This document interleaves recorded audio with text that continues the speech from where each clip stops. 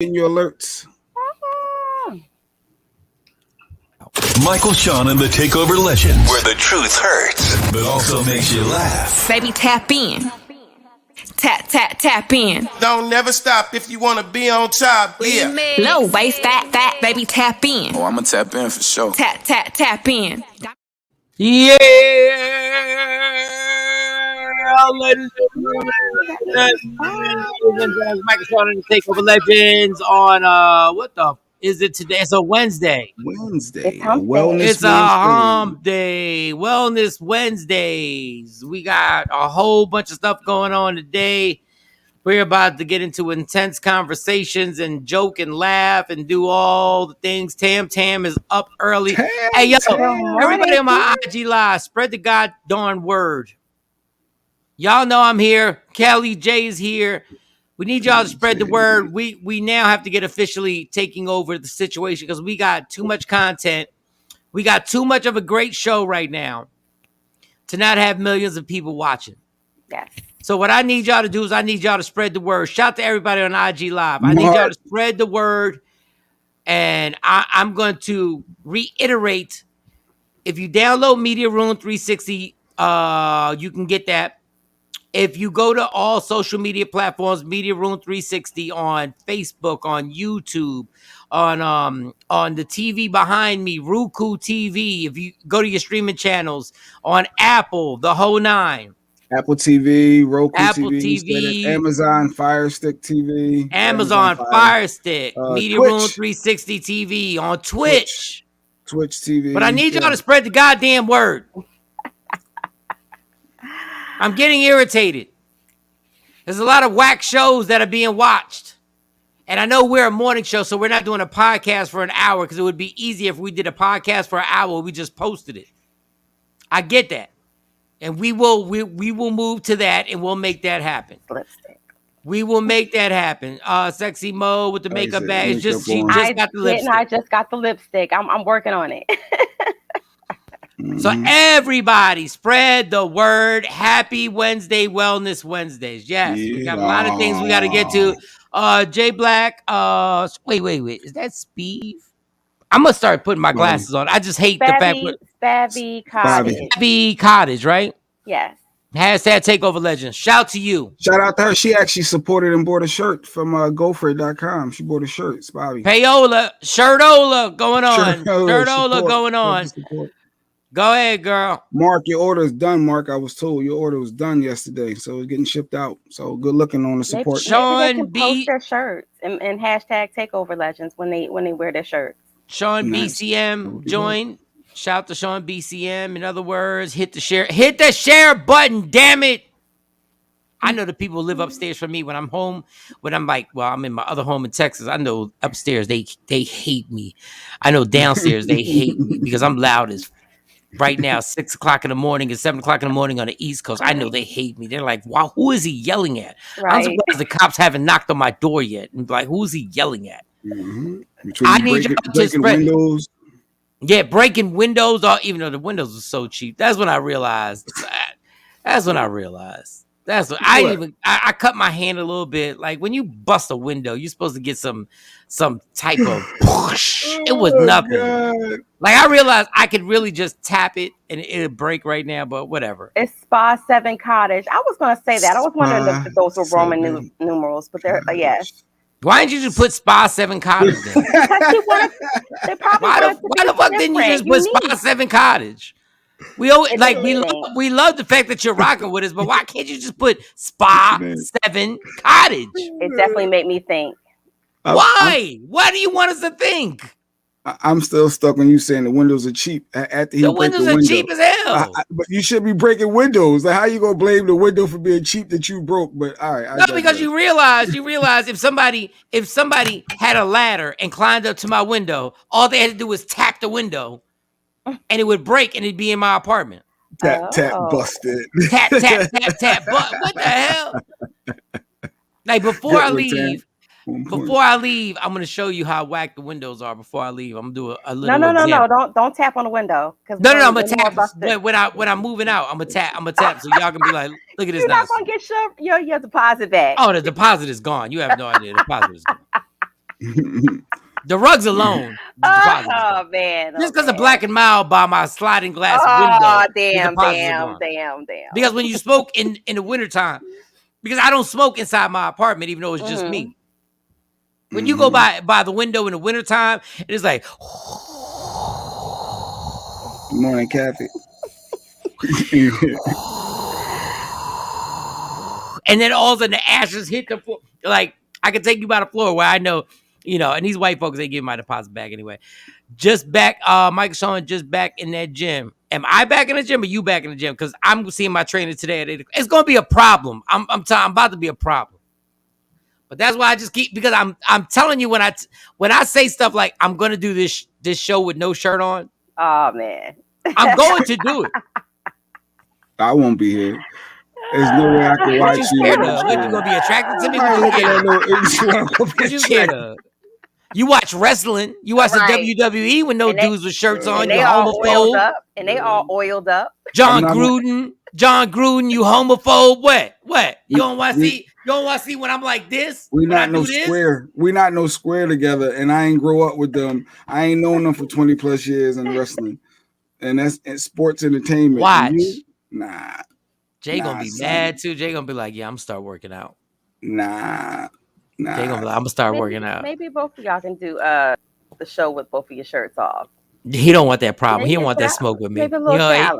Jay don't want that smoke. First of all, Jay is not even fair because Jay's still recovering from an injury. He's still so he really he can't. Mike had compassion for you. I do because Jay is ruthless. He ain't shit. But I know he can't. I know he can't do 100 push-ups. I know he can't do 100 push-ups. Good morning, Ashley. Before my injury? No, you couldn't do 100 push-ups before your injury. Wait, you didn't? Why couldn't I? He said you ain't see him before his injury. Jay, you have never done 100 push-ups. You have never done 100 push-ups at one time. Oh wait, you mean at one time I didn't work? See, now you got to specify. You got to be specific and clarify. Is this over a month? A week? I give you 5 right now. Exactly, like I get it, but especially with your arm, your shoulder, you can't. There's no way. It's unfair. So I'm fair when it comes to my friends. I'm fair, but y'all not gonna want this problem because I'm not doing the show. Matter of fact, I might not do a show with a shirt on for a straight week. I might do Monday through Friday. Shirtless. No, you good, Shawn. You good. Let me find out. It's popcorn and coffee time. You might as well pop it. So get it. They trying to come up with a name. We need like Cardi B got her name for her team, and Nicki got the Barbs. Beyonce got the Beehives, and they was trying to come up with a name. The TOL something, the squad, TOL squad, TOL squad. Just make, but team. Okay. Don't even think too hard on it. Like just let yourself go. If it's ignorant, say it. Like when you got a name, just say it. No, they want a name so we can get some shirts made. No, I'm saying a name. And let me tell you something. You and your wife think y'all gonna keep putting Takeover Legends on the shirt and not cut me in. Y'all, that's what y'all think y'all gonna do. That's what y'all think y'all gonna do. She's a small. That's what y'all think y'all gonna do. This lady got nothing to do with me. No. That's what y'all think y'all gonna do. Keep having walking my journey. That's what y'all think y'all gonna do. They did give you a nice shirt. I did like the shirt. The shirts are amazing. Like walking my journey. I'm about to I'm wearing that. That's why I don't have it on right now. Okay. Because I don't want to wear it because I want to wear it at the comedy show October 20th. Nice. At the where are we at? The Addison Improv. We're at the Addison Improv. So, the place that y'all came. So I'm literally I have the shirts. I have the shirts right there. Mm-hmm. And like I'm keeping it right there. Like literally I'm trying to figure out how I can get 20 or 30 more shirts out here before the show. And if not, we have a show November that is coming up November that's going to happen. So I'm going to make sure I get that popping. All right, let's get to it. Jay Black, your night was what? What was last night? Last night was You watched Jeopardy incredibly too loud? I don't watch Jeopardy no more. My guy lost. That run is over, so I'm no longer interested. Oh, he was black? No, it was a white dude that was on it, but he But why did you stop watching just because he lost? Because he's a big fan. No, I'm not a fan of Jeopardy to that degree. I was a fan of somebody that was on a winning streak, and you want to keep seeing how far this winning streak goes. So it's like a competition, and I was all invested. But now that he lost after 38 days, you know, he lost on his 39th day. I'm all right. I'm out now. If somebody else start a new winning streak, I'll be back in. So you just started watching Jeopardy simply because somebody was on it? Yeah, I started consistently watching it every day. But if you like the show, do you like the show? I do, but I don't like it to that degree to make it a point in my schedule to watch daily. And it ain't to that degree. It ain't Big Brother. Yeah, it ain't Big Brother. Nope. In which we're gonna have Tiffany Mitchell on the show. Tam knows I called Jay Black. I'm gonna repeat this. And when he answered the phone, all I heard is do do do do do do do do do. Who does that? Surround sound. I like my sound loud, no matter what I watch, honestly. No, he was on his phone. It wasn't supposed to be that loud on his phone. Okay, Sexy Mo, shoulders out and shoulders out in that Michael Shawn voice. That's the Batman voice right there, Michael. Yeah. And before I finish confirming this interview with Big Brother, because she was America's favorite player, she was a big deal with the cookout. I thought about it. You're gonna be disrespectful, and I thought the show was dope, and I thought the contestant Tiffany was really good. I said, Mike, don't watch Big Brother. He's really not gonna be into it. Why would I have her come up here? I've been having second thoughts. So don't have her come up here because I don't trust Mike, Mo. It was dope, and Mike don't believe in the I show. haven't trusted you in any situation I've ever been in. But go ahead. No, continue. Go ahead. So I was like, I don't know about that. I said I gotta talk with her deeper before I confirm because I don't want her to be disrespected. I like her. I think I really felt connected to her, like she was a family member. Believe it or not, you like dating her like a cousin. No, you watch somebody, you feel like you know them. You know her. You know her in real life. No, Mike. Is she like a family member in your head? No, so is that the fanboy you turn into? That's the fanboy, like you turn on the family. You turn on the family culture. You know, I'm rock with my people. On a culture. She was on Big Brother. All right. See, that's why that's not for the culture. I'm not even going. Good morning, Aaliyah. Good morning. Good morning, Aaliyah. Good morning, Mike. If y'all in the Big Brother, blame it on Mike. Wait a second. The culture. She's on Big Brother getting pimped. That was probably the wrong choice of words, J Black. Black people united. That was a big deal, and Mike just don't understand nor appreciate it. Who owns the show? Who owns the show? Go. I'm talking about from the contestants. I know CBS is not owned by. See, he's going somewhere. I'm just trying to have fun with a Big Brother. I'm having fun. I just don't understand. You're the one you literally got serious and was like, I don't know if I'm gonna bring her on here because I can't trust Mike. Yeah. Like, what are you talking about? I just want to because I want you to. You don't respect the show, and I already know you're gonna be disrespectful. Yeah, I know. Because you think Big Brother's all set up. It has nothing to do with not respecting the show. It has to do with like, why are you making her to be like she's like like why are you making her to be like she's like Jackie Robinson or something? Like we're just gonna interview her. She's not Jackie Robinson. We treat our guests with respect. Yes. I mean, it's not our fault if sometimes the questions are challenging and they feel uncomfortable. That's not our fault. It's not my fault. Since he doesn't believe in the show, I don't want, my thought was. Have you talked to her before? No, Mike. And we've been just going back and forth now. So if you haven't talked to her, what are you worried about? Like, when are you getting so moisture? Why are you becoming moisture? Why? Christina. It's funny you actually called me Aaliyah. Okay. I don't know who called you that. I didn't. That was me. Hey, Casina. All right, Casina. Well, how the hell called you Aaliyah because it says Aaliyah? Yeah. How did you get Casina? Like, but we love you. But goddamn, just spread the word. Hit the share button. Hit the share button. Don't confuse us like this. It don't take much to confuse us anyway. Like, it don't take much. It says Aaliyah Williams. And you said, what? Look, Lyrical Matic said, Mike, I thought she was dark skinned. Somebody else said that. Yo, before I go to Mo and how her night was, I had to replay the last half hour yesterday's episode last night while I cooked dinner and chilled. Mike and the butt sound effects. I cannot. Thank you, Ashley. Hit the share button. Damn, I already lost what I was about to say. Jay Black, you got to make this fun, and having her on will answer questions. Mike, have her on. Yes, I have no problem with having her on the show. Jay just got protective over this chick who he doesn't know. No, I don't he know. turned into fanboy. Fanboy.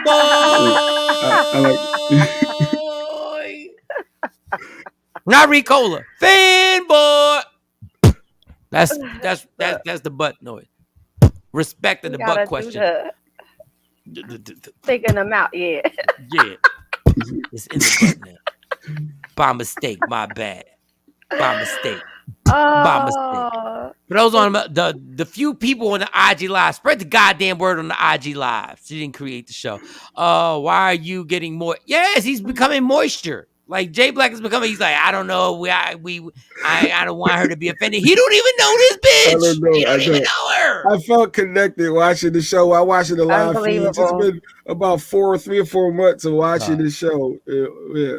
I'm a New York Giant fan. I love my team. It's like, I don't love my team. I root for my team. I have never felt connected where I'm like, yo, I'm scared if Jay Black is going to ask Daniel Jones a question. That's the quarterback. I don't care. I just said you being disrespectful, saying the show is fraud. It is fraud. The producer told you, like you're going to be challenging, the authenticity of what they did and questioning her ethics related to that. And what ethics? You have no ethics once you get on a reality show. And Jay Black, it seems like you're more worried about that protecting the show than this man has 4 people on live. I got 4 people on live because y'all don't spread the damn word. What's that thing on TikTok when they go like, you still got that little, job, you got that little business. Yeah, because you haven't shared me. And they go, you haven't shared me. You haven't shared me. Damn it. Spread the word, King _ whatever that word, no singles _ whatever the hell that is. I don't know. I'm going to wear my glasses. I'm going to wear my Khalib 80 or whatever. Khalib, King _ no singles _ Khalib 80. What's good, homie? What's good? Spread the goddamn word. When the takeover happens, all those who have been on here from the beginning will feel like you are in the inner circle. Damn it. This happens every time we do something. All right, Mo, how was your night? It was rough. I didn't sleep good. Why? I had a lot going on. Why didn't you sleep good? Why? When you laid in the bed, why didn't you sleep good? I wanted to go to sleep. You ever been in the bed and you need to go to sleep because you got stuff to do. But my mind was clicking and I just kept getting on, checking my emails, responding to things I need to respond to. I know. Wow. I said that this morning when my alarm went off again. I was like, but I just closed my eyes. You have to turn your phone off. Do you have an alarm other than your phone? Do you have an alarm? I wake up on time every morning, really, without the alarm. So you don't need your phone? I really don't. So you have to turn it off at 10 o'clock. What? Yes. 10 o'clock. I'm still speaking to vendors at like 3 o'clock in the morning. Yeah. No. Okay. First of all, speaking to vendors at 3 o'clock in the morning. What you've done is you've allowed people to overstep their boundaries because 3 o'clock in the morning in any time zone, you have to have time so that you could rest. You're right. You're supposed to rest. Thank you, Uncle Mike. You're right. You're can't be super. Don't call me Uncle Mike because I'll still do it to you. Don't call me Uncle Mike because I'll still do it to you. Listen. The statement from Michael Shawn, spread the damn word, Michael Shawn. Yes, spread the damn word. Yes. Tired of watching stuff that's on IG Live. And maybe we haven't done a proper job promoting, but we'll talk about that later. But Mo, you need to get your proper rest so that you can go 1,000 miles an hour. So you can go, because you're going to go 1,000 miles an hour. You're going to wake up and you're going to go 1,000 miles an hour. But how can you go 1,000 miles an hour on a quarter tank? God damn. Yo, that's a for good real. Let me just get this F-bomb out the way. Yeah. The Phil. How can you go 1,000 miles an hour on a quarter tank, Mo? Mo, if you don't just put your hands up and do the TG Jakes and praise me. Say hands up.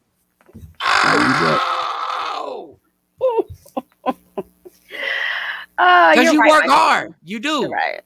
You do. You're right. I'm just trying to prepare for this leadership conference. I got to go to Connecticut tomorrow until Sunday. And, I think I'm nervous with the whole COVID thing, and being around a whole bunch of people. Fine. You're vaccinated. You're fine. Wear your mask. You're fine. I'm not going to be nervous. Well, I'm not going to be nervous about that. But something happened at my son's school yesterday. When I picked him up, they were like, oh, he's the only one in class. And I was like, really? Yeah, well, when he was out on Monday, the kids were exposed to COVID. So everyone in that classroom is home quarantining except for him because he wasn't there. What? Yeah. Okay. Rough night. It was a rough night. I told you it was a very rough night. So little man is vaccinated. No, he's not. Oh, he's not. No. Mm-mm.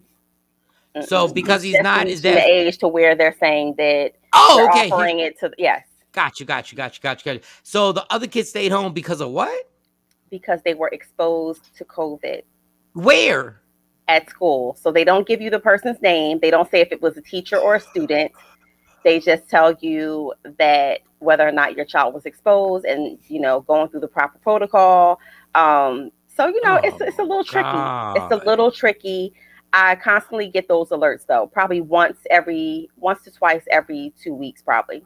I get an alert that's saying someone in the school, but your child was not in the vicinity for 15 minutes within the 24-hour, whatever period that they have. And so he's the only one in his class. Everybody else is virtual learning right now for the next probably 10 days.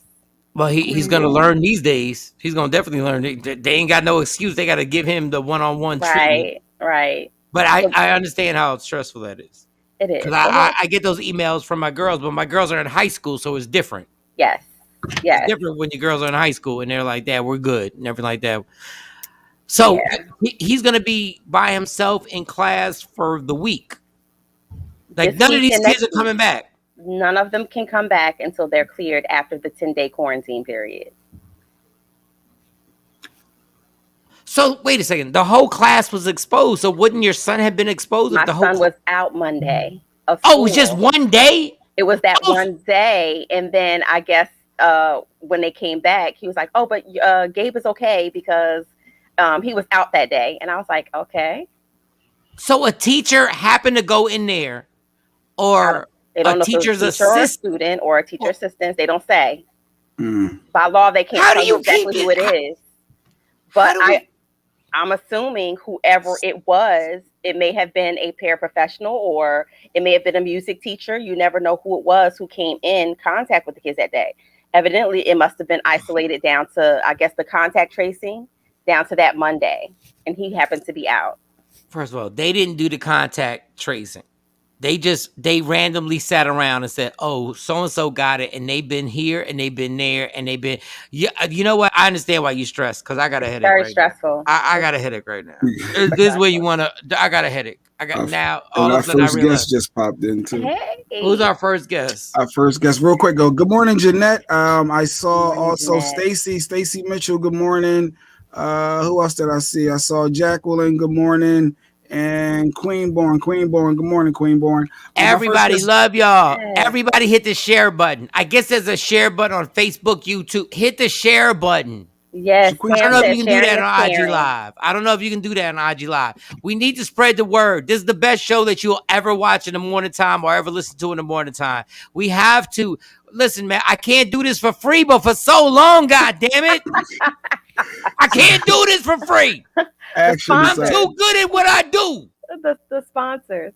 IG Live. Spread the word. Good morning, Action, yes. Paul, one of the dopest people in the world. I gotta call him. Yes. Already shared it. Thank you. And Nurse, we're going to be talking about HIV in comparison with COVID because Mike is I think he was mistaken. So when you come on, Jay, don't irritate my life today. You weren't there. But you weren't around. You're speaking on something you don't know anything about. So when she comes on in another less than an hour, we're going to get into it. But we got Dave Anderson. He's here. We want to talk about John Gruden. We're going to talk about the racist aspects. We got several things we want to talk to Dave Anderson about. So let's pop him on in. Good morning, Dave. Bring you on in. Good morning. Dave, the business bully. What up? Oh my God, Dave. Oh God, Dave. I'm trying to relax. I'm trying to relax. You know, Jay Black is shaking shit up with Michael Shawn. You know, no, because Black is just he don't know what he's when I tell you he don't know what he's talking about when it comes to AIDS. He don't. He just has a Google number. That's all he has. He has no idea what AIDS did in the inner city. He has no idea what it did. When We you wouldn't can get into say it. when We you can have somebody say, that can factually help. dog, it's a nurse that wasn't in the inner city when everybody on the block had somebody dying of AIDS. You don't know nothing about nothing. You don't know nothing. I'm talking about being in the Bronx, New York, and watching next door neighbors' nieces have AIDS and die. They're not going to give you the It numbers. wasn't a ticket taker. It wasn't people dying as fast as they was with. No, because it All right, killed so white Dave, people. here we go, Dave. So what it was Kyrie Irving, NBA basketball player. Obviously, he can't play because he's refusing to take the vaccine, and it's like so he's going to miss out on all his money. Blah blah blah. And Eddie Griffin had put up a post, and it said he tried to compare it to Magic. Where is it at? Magic was playing with HIV, and Well, Kyrie wants the and vaccine. HIV is different from AIDS. Right, Dave, And he just tried to talk. compare, and I said, well, that's a bad comparison because when Magic came out with HIV in November 1991, it wasn't the same number of deaths on the counting ticking up, hundreds and thousands of people dying rapidly from the spreading in the air. HIV was And it different. also wasn't 90% of the people recovering from AIDS. Dummy. So hold on, let me if I can. God. We weren't supposed to get into Forget this about segment that. yet, but The majority of people who get COVID survive. Yeah. What don't you get? Here's what we're missing. I think context it is was really 30,000 people that died. 30,000 that year. But go ahead. I think what people need to understand is that when it comes to HIV at that particular period in time, for a very long time, nobody knew what it was, so it was being misdiagnosed left and right, and it was primarily affecting white people in the LGBTQIA LMNOP community. So much so, it was called the gay cancer. Right. Nobody even knew what HIV really was until Magic Johnson said, "Yeah, I got the betial because of this HIV. I got." And so, what winds up happening is there's a bunch of people. People forget Arthur Ashe died. Around that time, there was a lot of things happening, and then slowly but surely, it started, permeating. Throughout several communities. Nobody knew, what the heck it was. In 1993, Denzel Washington and Tom Hanks famously did a movie called Philadelphia, about HIV. On top of that, you have your boy, Dr. Fauci, who was primarily responsible for giving people with the gay cancer or HIV or AIDS or some type of, type of situation, a cocktail called AZT, which was destroying the livers and killing people faster and destroying immune systems and making people sicker. Right. And then this is what I say to you, vax people. If immune systems weren't important, explain why the acquired immune deficiency syndrome was killing people left and right like the plague at that particular time. Also, you also have to keep in mind that there was no social media. It was magazines, press conferences, one ESPN channel, and then the local sports guy on 3, 6, Channel 2, Channel 11, or whatever. So it was an epidemic, and it was a global epidemic of epic proportions, not to mention you wasn't coming back. You got that at that time. You were not coming back from anything. And on top of that, they gave Magic Johnson so many passes that if this happened today and it wasn't HIV and if it was COVID, Magic Johnson would be Kyrie Irving. They wouldn't let him anywhere near a situation. People were afraid. Oh, and yeah, by the way, up until about 1990, there were people dying of HIV from blood transfusions because they didn't have a consistent test to pick up HIV and AIDS antibodies. Hey Dave, I'm sorry. I want to. I'm sorry, I got to interrupt. Can you get on IG Live? Because I'm on. I'm sorry. That was my bad. That was my bad. Continue. Yeah, that was my bad. That was my bad. Continue. Yeah, they didn't. You're in the club. You're in the club now. You're in the club. You're in the club. You're in the club. Sorry. I thought I had you on the guest list, and I found out that you were on the guest list. But it was my fault because I didn't tell the people at the front door that you were on the guest list. My bad. Go ahead. It happens. But no, I mean, that's the thing. They didn't have a consistent test. So people were going to the Red Cross trying to donate blood like they always were. And then some people were doing it just because there was a shortage of blood at the time. And there were people who didn't even know that they had it. People were sharing needles back in the day. Like there were so many other things that came up in there. The heroin situation, all that freebasing, needle sharing, all that. There were diabetics sharing needles. You know what I'm saying? Because there was no such thing as disposable needles in those days. You got a needle, you held on to it. Go look at Pulp Fiction from '94. Like, so there's all these different factors, and it did not have a 97% recovery rate, which nobody likes to talk about when we talk about COVID. So it was more deadly, per capita than what's happening. Also, and I've already talked about this on this show, hospitals get more money for saying that something is a COVID death versus just a regular death. Yeah. So if you go in there with pneumonia, now it's COVID-based pneumonia, so they get 13,500 as opposed to 5,000. Those are the numbers. You can Google them for yourself, right? So that's the problem, and I think Kyrie Irving is finding himself in a situation where right now it's all good because they haven't found a loophole to stop paying him. But as soon as they find a loophole to stop paying him, I feel like, unfortunately, he's probably either going to get that jab or walk away.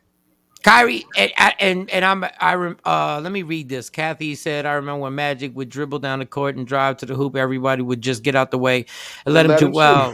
That wasn't really true, Kathy, because I watched all the games. But it was smash mouth, though. It was real smash mouth basketball back in them days. Yeah, so it was like at any given moment. Right. Yeah, you could bleed because an elbow could get to your jaw. Yep. But the fact of the matter is that people have this history of AIDS and don't remember what really happened. I don't know. It's because Jay Black's younger than me.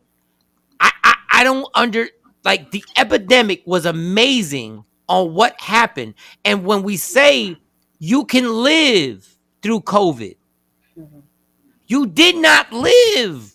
That's why the day Magic Johnson made the press conference, I cried because I had two uncles who died. I was like, he's dead.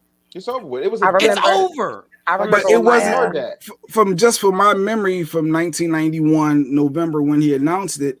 It didn't have the same vibe as when COVID, what we're going through now, where you see oh my God, Jay, this is why I'm saying for me, it wasn't as old, Jay. Because you were a kid. It wasn't a ticket taker of this person, Devin. 100,000. No, then we didn't have fucking CNN. We didn't have CNN. Donahue, Oprah, and whatever, we didn't have social media. We didn't have it. Yeah. He's so caught up in his ticker because he doesn't understand. It's just there was no ticker because we only had it wasn't as networks. Many people. If according to that stats in Google, only 30,000 people died. Yeah, you're right. You're right. I'm not going to go in. COVID had way more within a year. So you have COVID had more of that every day, every month. It was just, and they had more people who survived from it too.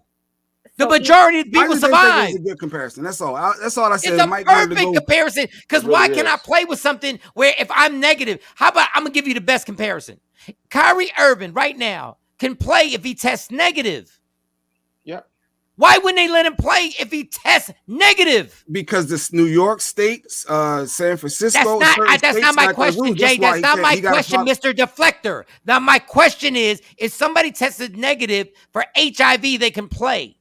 Oh, okay. If somebody tests negative for COVID, why couldn't he play? If he tests negative before the game, after the game, when he went home, when he came back to the facility, if he tests negative, why can't he play?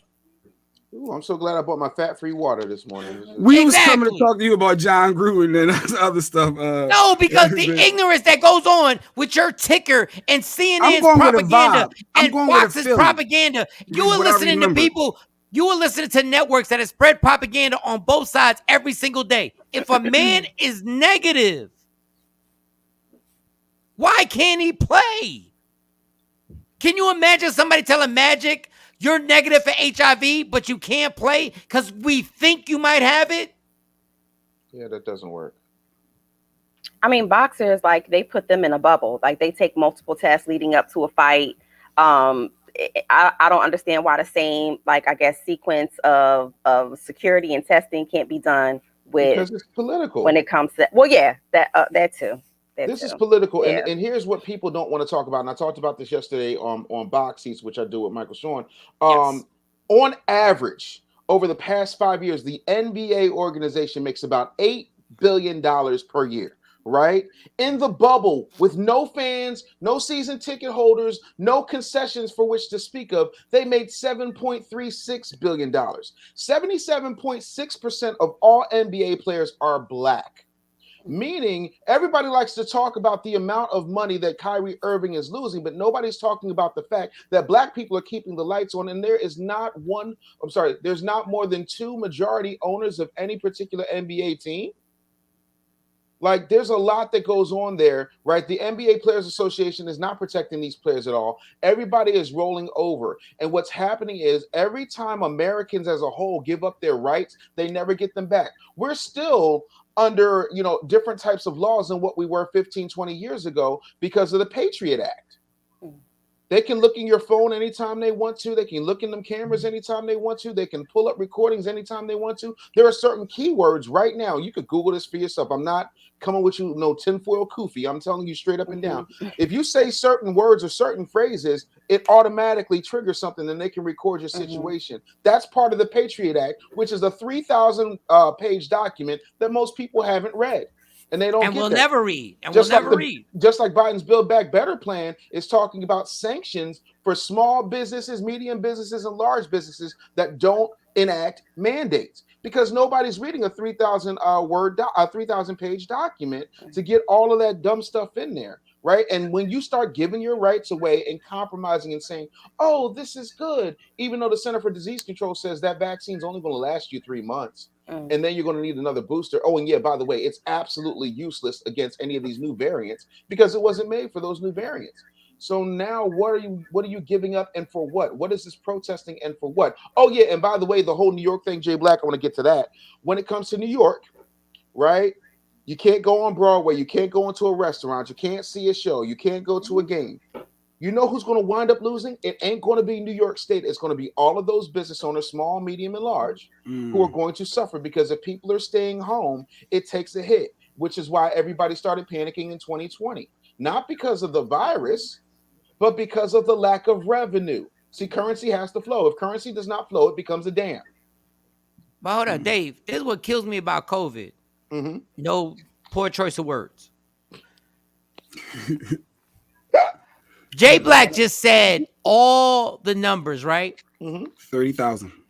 But the Philadelphia Eagles and the New York Giants and New York Jets every Sunday will have 60,000 people with no mask on. At all. Exposing So everybody. what are you worried about? No, I'm not worried. I was just saying that it felt different growing up. When you see the COVID's death versus the HIV led to AIDS death, like back then, it didn't feel like it was an equal balance. When the number said there was only 30,000 deaths, I said, well, yeah, COVID definitely had more, had more people dying from COVID. Chance of survival. You had a 40% chance of survival when it came to HIV. You had a 10% chance of survival if that HIV then mutated into full-blown AIDS. And you died. You were done. It was a death sentence. You might as well just go on John Coffey, Green Mile, Dead Man Walking, because your ass was out of here. Make slow singing, flower bringing. It was like Arthur Ashe said, "I got AIDS." Boom. Arthur Ashe was a memory. It was literally like that. Ryan White, who people don't remember, Ryan White was the last kid who got HIV from a blood transfusion. And the only reason people know who he is because Michael Jackson was like, "This is my friend Ryan White." Ryan got this, that, and the third. And he did a whole thing with the Red Cross because they had to change the protocols because now a cute little white boy has died because of medical negligence. It was a travesty. Like, it was lit. The whole country was shook. You know what I'm saying? Then you had what was her name? She's still alive today. Halia Broadbent, something like that. Broadbent, young little black girl who got AIDS and has been living with it and the advocate. To an advocate. Like it to this day.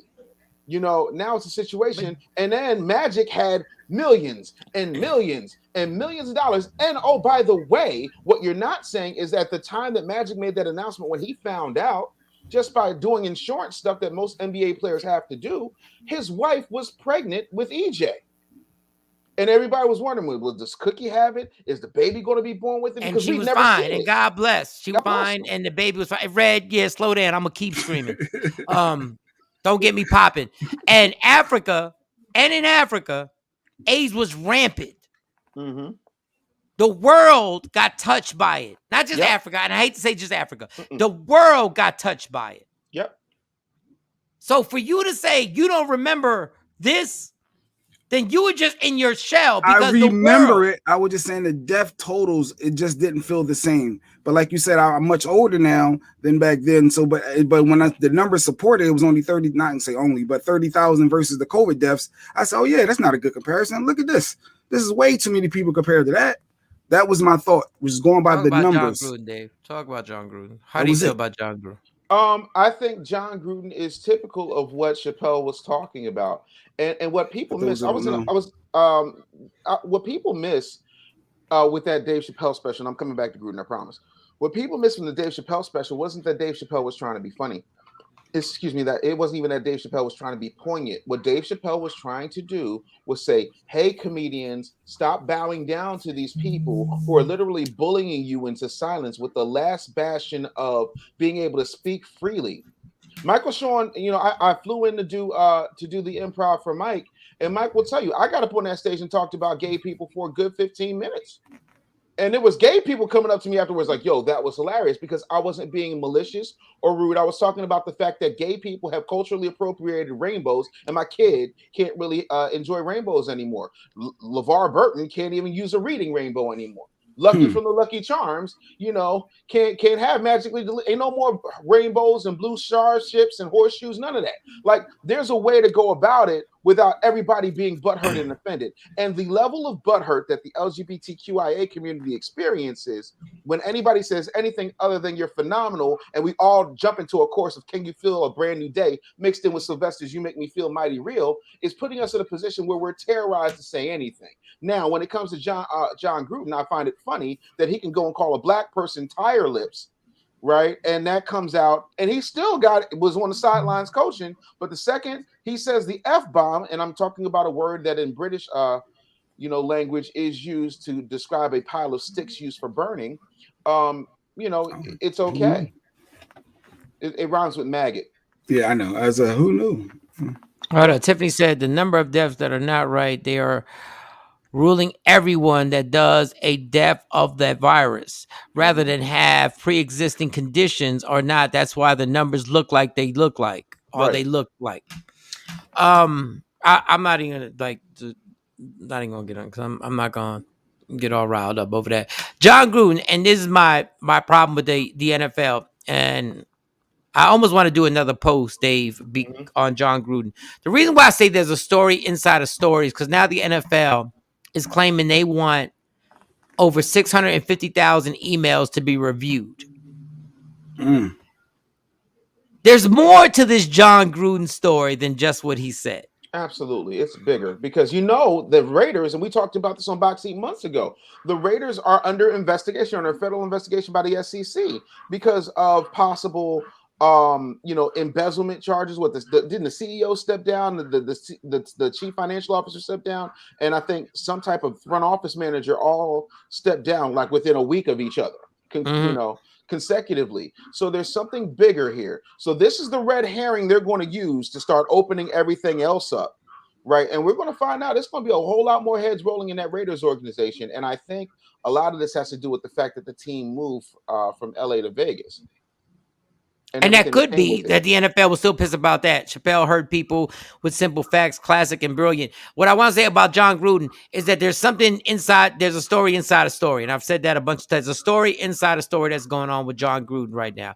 There's something else. The N-word probably got thrown around. And now I don't know who it is that decided to make John Gruden. And I don't care about John Gruden. I can care less about John Gruden. But there's somebody who decided we're going to make an example out of this. Yep. And there's more to this story, and I don't know which direction it's going. I don't know if it's going to even be worse.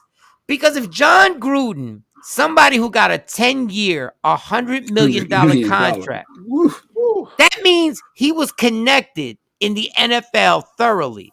Yep. That means Jerry Jones was interviewed yesterday. Jerry Jones turned into the most mumble mouth person ever. He didn't know what to say when they asked him. You know why? Because John Gruden has talked to all you bastards. Yeah.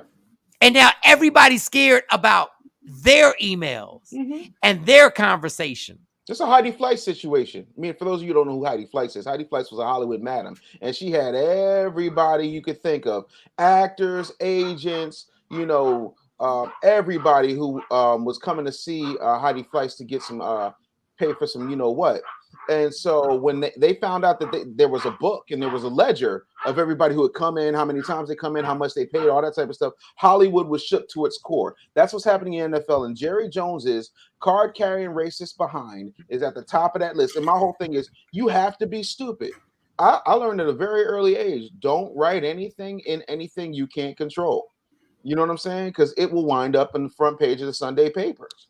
And he was like, when I tell you he stuttered when they said, do you think he should lose his job? That's an easy question. That's easy. That is yes or no. He mumbled for the first 6 seconds, 6 to 10 seconds, which in radio time is an eternity. Yo, he's getting like Ella Fitzgerald. He couldn't even just say, he literally couldn't say yes or no. Do you think John Gruden should have lost his job? Because if he says yes, then it's going to be like, okay, well, what do we know about you? What do we know about you? If he says no, what may come out? Why are you saying no? What do you have to do with this? Let's start digging. Either way, he was screwed. He was literally caught in an impossible force meets an immovable object situation. So he still owes $60 million. Is he going to get that money, Dave? Probably not. They're going to give him a golden parachute. Because if you're stepping down like that, somebody cut a deal on the back end. Like, listen, we need to go ahead and, we need to cut ties, homeboy, because it's about to get better. It's about to get worse before it gets better. So here's what we're going to do. I guarantee they probably gave him another $20 million, said, go on about your business, take care, comb your hair. And white people don't get fired. White people don't get fired. They get transferred. He will be someplace else next season. If not next season, season after that. But he's not done. There's no way. There's no way another team is going to hire him for anything. Okay. There's no way team will give Colin Kaepernick a chance. You don't understand the There's always a chance that ESPN, but it might not be next year. But they got to wait till it settles down. He might be doing college games somewhere, right? And we won't hear about him. And then 5 years from now, then he's back in the mix. I don't think he'll be an NFL head coach, but I think he'll be back in the mix, making money. Damn, there was something. And this is what John Gruden really got me. When John Gruden said, I don't have a racist bone in my body. Yeah. No, it's your DNA, homie. I'm the most non-racist. You sound like Trump when you said that to me. That was crazy. And then, literally, the next time he talked, he said he didn't even talk. The next thing we know, he resigned. Nobody, when you see these situations, normally people fight. Yep. He didn't fight because they told him, shut up. Yeah. Because we got more where that came from. Right. This is not only a great situation for him to walk away for not doing all 10 years of work. This is a great situation for him to just sit back, shut up, and let everything die down because he's white and he says so. This is a country where Oliver North, who was responsible for giving Freeway Ricky Ross all of those drugs, and then taking that money and giving it to the Contras, giving those weapons to the Contras in Iran, where he was sentenced for 3 years, did 1 year, and came out, wrote 5 #1 New York Times bestsellers and had 3 television shows. Like, this is this country when it comes to white people. There's nothing white people can't do that they can't recover from, except kill a white woman, take their debit card, and then come back from that white woman missing. Other than that, you got it. He's stupid. He's talking. He's stupid. But there are things you can't come back from when the system ain't on your side. And right now, John Gruden, they're trying to hide this, and the NFL wants him to go away, and that's why he tapped out. He tapped out so quickly and just said, I'm out of here. And they were like, shut up and go about your business, because if not, and the funny thing is, I don't see this ending because the New York Times has already got, they've already got their leak. Yeah. They've already got their leak. So now it's just like, they already know. So they're just like, let's drop some more. I want to show you real quick, Mike, before you go to that. No, go ahead. There's a show on HBO, if you've never seen it, called Ballers. And I don't want to spoil it for anybody, but I have to for this example. Do you realize that one of the main things that The Rock's character did in the last season of Ballers was campaign to get the Raiders moved from LA to Vegas? I remember that. And there was a whole lot of dirty dealings on the back end. And one of the ways that he got it done and got better benefits for the players was because he had certain data on the owners, all of the owners, and he got the key players from every single franchise to start talking about what it is that they knew. And all of a sudden, miracles happen. I'm not saying that art imitates life. I'm not even saying that this is a cultural relagging thing. I just find it a little bit funny. I just find No, the no, timing of it a we little bit can't funny. keep having these coincidences. No. Everybody, I don't know who bought the badge. Whoever bought the badge, thank you so much. David Burns, Kelly J. Now, Kelly J. They're now just wondering why people are leaving the company's cause of the workload in an 8 to 10 hour shifts when most doesn't give you at least a break or a 30-minute lunch. And what is this about? And that bull crap. And they know people in Texas is not stupid. And on top of that, everyone wants to be everyone's boss, but ain't got the title yet to get it, and needs to stop. We need to have a panel of people that own small businesses and presidents of the company so they can hear me out on. What was that comment for? I guess he's talking about businesses, black businesses in Texas and ownership and things of that nature. Yeah, he was. Yeah. Okay. Yep. Jerry's an asshole. He is like a run N-word run and everything like that. Listen, people, the NFL owners right now are trying to shut this down, and they hope that there's this leak that the New York Times has right now, that they don't have an exclusive situation where they can just keep putting things out there. So they're trying to put out the fire, and that's why John Gruden, they were like, "Dog, you got to get out of here now. Go. Yeah, because you got to go now." Yep, he's in the way.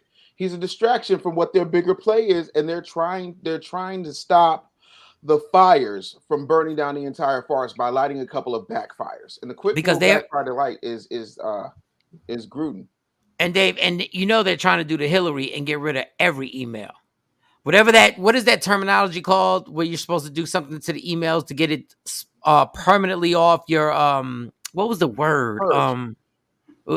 It was what? You talking about getting it purged, getting it wiped? Yes, but there was another word, not purged or wipe, but you know what I'm talking about, where it's permanently gone. You put it in your trash can, hit permanently delete. No, that doesn't work. That don't work no more. Because anybody who does digital forensics can pull that up. You can't really delete an email. I'm talking about unless you literally like completely wipe the server clean.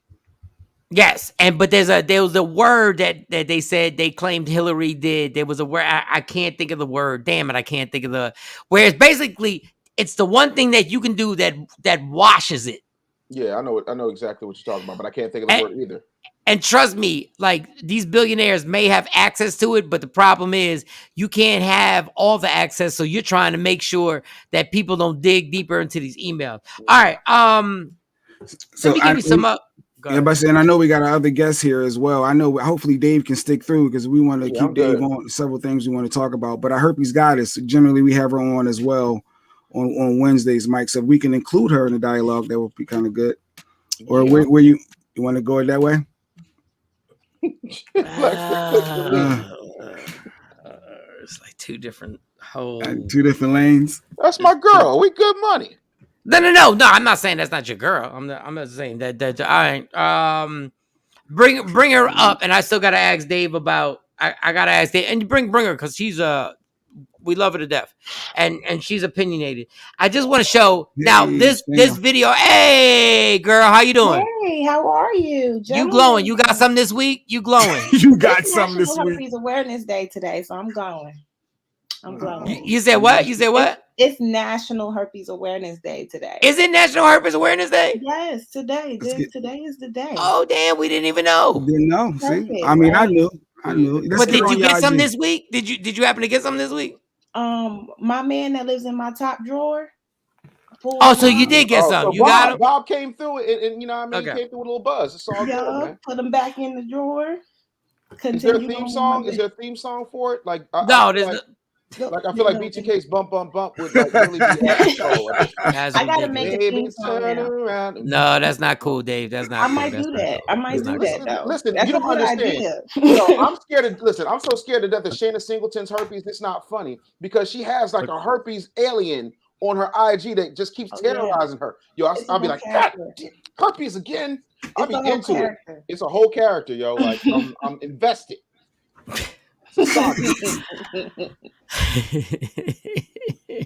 All right, let's get on your IG. And this is what I told you. All right, let's get to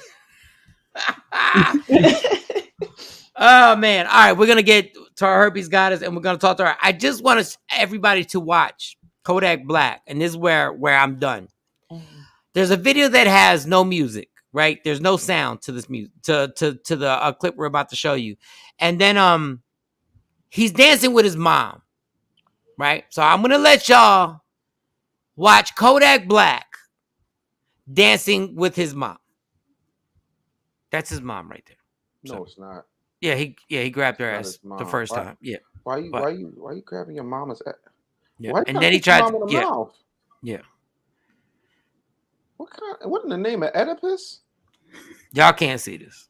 On IG Live, y'all can't see it. I'm sorry. That's why you have to add Shayna on your IG Live, Mike. Okay, let me get her on there. Yo, this is disgusting. And then I think he grabs it right here. Oh yeah, he grabbed. He gonna grab her again.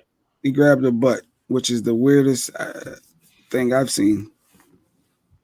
But go ahead. I think Mike is disgusted by this. I'm thoroughly disgusted, and this is why I don't play with you rappers. I don't play with the nonsense that y'all play with now. Like this is where I go. Like I don't play with y'all no more. No, at all. I'm not. People who are hiding pedophiles, people who are grabbing their mom's ass. I don't play with y'all no more. And whoever don't like it, fuck them. Like Kodak Black. What? That was no. That's his mom. I mean, it is the shade room. Sometimes they don't really be getting. No. There are multiple sources. There are multiple sources that have him doing it. Stepmom. No, that's mom dude. Stepmom a little different. Ain't no blood there. Listen, I got an Aunt Binky, and I'm gonna tell you, Aunt Binky fine as hell. I might have grabbed Aunt Binky's butt back. No, I wouldn't have. I wouldn't have. Not my mama. Was he kissing her on the mouth? Trying to. She seems uncomfortable. Yeah, I'd be uncomfortable too. If my son was trying to put this to moves on me if I'm her. But when does she step in as mom and be like, "This isn't cool"? Why is she just? Now the crazy thing about this, let's just say that was just a stranger that he was doing that to. It was still being appropriate. Yeah. Like, why do we let why are we in society letting these goofy dudes do goofy stuff? And then we just post it and then go like it's all good. I mean, I knew he was goofy the second he named himself Kodak. Like, you're giving a camera company that hasn't been relevant since 1996 a whole lot of publicity for free. New guest may need headphones. Somebody on my Instagram live said new guest may need headphones. I don't know. Maybe you do need headphones. But that was just the Kodak Black situation. And it's been on multiple sources. So if it turns out that is not his mom, it's still uncomfortable. But everything on social media is saying that is the mom. That's what's wrong with him. Too many yes men and women. Well, too many yes men and women and all that. And they say we got an echo on IG Live. We're good now because Shannon put her headphones in. We're good. And then I'm gonna let everybody. The Kodak Black thing was. Do you have the Meek Mill bus rap? Oh, you want that? Yep, I got it. So I'm gonna let y'all take a look at the Meek Mill bus rap that's going along around in cities, and this is in Philadelphia, and see, and then I'm gonna let y'all just expound upon. Okay. And I'm Shawn, you gonna get it. No, you're not gonna get it. Why did I say that? What type of Freudian slip was that? I mean, you're gonna get your chance to just watch this as the woman in here. And then is this the video or just the picture? You want black women? Is this what you want? Is this how you want to be respected? Is this how you want to be respected in life? This is how you want to look? This is how you want to be portrayed? Stand up to this bullshit. I'm from Philly. I actually should support Meek Mill. This is fucking disgusting bullshit. Look at this lady. Look at this. This is on the side of a bus where little girls can pull up and see this shit. That's her fucking pussy. Let's not mistake what this pink dot is. This is disgusting. This is satanic bullshit. I'm so sick of this. I'm so sick of. Look at this shit that you're getting on. This is for everyone to see. Little girls are seeing this crap. It's fucking crap. This is disgusting. Seen enough? This is disgusting. Yeah, we can I'm stop. so Yeah, I think sick we're good. of them. Now, can we erase the white man from circumstance? Because the and you know, having a white man talk about how black women have been degraded and stuff like that is kind of a contradiction on everything, but I get what he's saying. Just on alone the bus being wrapped like that. Miss, I need your comment on it and how you feel about it. I feel like sex in mainstream media is normal. Should it be normal? I'm not sure, but it's normal. And especially in hip hop culture, it's normal. And that's why we have so much misinformation. That's why so many people are misinformed. This is why so many people have unprotected sex without having the necessary conversations. This is why people are reckless. This is why people are insecure. This is why people it just falls into a whole Right. bunch of loopholes. Do I support it? No. I don't like it? No. Should it be around a city where there's children walking around? No. But yeah, that's my opinion. And you know what? You know what you said is just that is funny because I didn't even look at it. I looked at it as just being degrading and putting these images in front of kids in the middle of the day. I don't care if it's the middle of the day or middle of the night, but they're going to school and they're seeing this. Yes. But when you linked it to the reckless behavior, that's a different story because I didn't even bring that to the thought of this does lead or help people to be like, yo, asses, vagina lips, breasts, women on buses. Mm-hmm. Let's go get it. Yep. Let's go smash out and let's go do what we do. And we don't care about teenage pregnancy. We don't care about single moms. We don't care about herpes, crabs, syphilis. We don't care about HIV. Let's just go get it. And this bus has that on there. Dave, it's your turn. Okay. Charlie Mack and I were going to do a book. And we were out one day just having lunch talking. And I said, yo, why did Meek Mill leave you to go sign with Rick Ross? And he said, well, I guess he wanted to sell himself into slavery. I said, well, what do you mean, Charlie Mack? He says, you know, he owned everything. He had everything he needed, this, that, and the third. But he wanted, you know, that spotlight and everything that comes with it. And that's all Charlie Mack said. And then we moved on to another subject. Here's the problem. When you go to a label, not a record company, but a label, the label is going to do whatever they want to do with you, right? So they can put out lewd, disgusting pictures of black women and say, oh, it's art, right? You don't have any creative control in that. And I also believe that when you sell yourself into slavery, these things happen. Meek Mill just got out of this situation with him being in jail for doing wheelies on a four-wheeler. Like I'm sick and tired of Meek Mill coming around acting like everything he does is good and he's always the victim. And oh, this person took this from me and this person took that from me. Because your dingy North Philadelphia ass doesn't understand recoupables. You don't understand how the game goes. I am so sick and tired of black women being victimized by people who don't understand it. So I don't just hold Meek Mill accountable. I hold Rick Ross accountable. I hold whoever is in charge of the label that has it, whether it's Dream Chasers or Maybach Music, whomever else. Point out the white man that cleared this. Point out the art director that cleared this. Point out their sponsors. But you see, y'all will have smoke for everybody else, but won't have smoke for the people who actually make the decision. So Meek Mill and everybody up the chain above him who thought that this was a good idea needs to be drug out to the street and smacked royally. And I feel like that's what's happening because we don't really protect black women. It's cute on a t-shirt. It's nice on a hashtag. But when it comes down to it, this would never fly. If there were a bunch of Italian women on a bus right, in South Philadelphia with their coochies out, the Italian Commission for, Equal Protection Under the Law would pop out of someplace. If this was a bunch of Jewish women, the Coalition to Protect Jewish American Princesses would pop out someplace. If this was a Chinese rapper, like if Jin, made a comeback and put out a bus rapping like this, it would not fly. But because it's black women, everybody says, "Oh my goodness," and everybody's mad that the white man said the problematic thing of black women. This is how you want to be portrayed. But he's not wrong. He might not be the right messenger, but now I'm saying it. Black women, this is how you want to be portrayed, because y'all keep signing up for this shit, and you think that it's okay, and you'll say, "Oh, that's messed up," and go right on about your day. And then they say, "Oh, okay, we can push this a little bit further and a little bit further and a little bit further," and that's the problem. Mike, you're muted.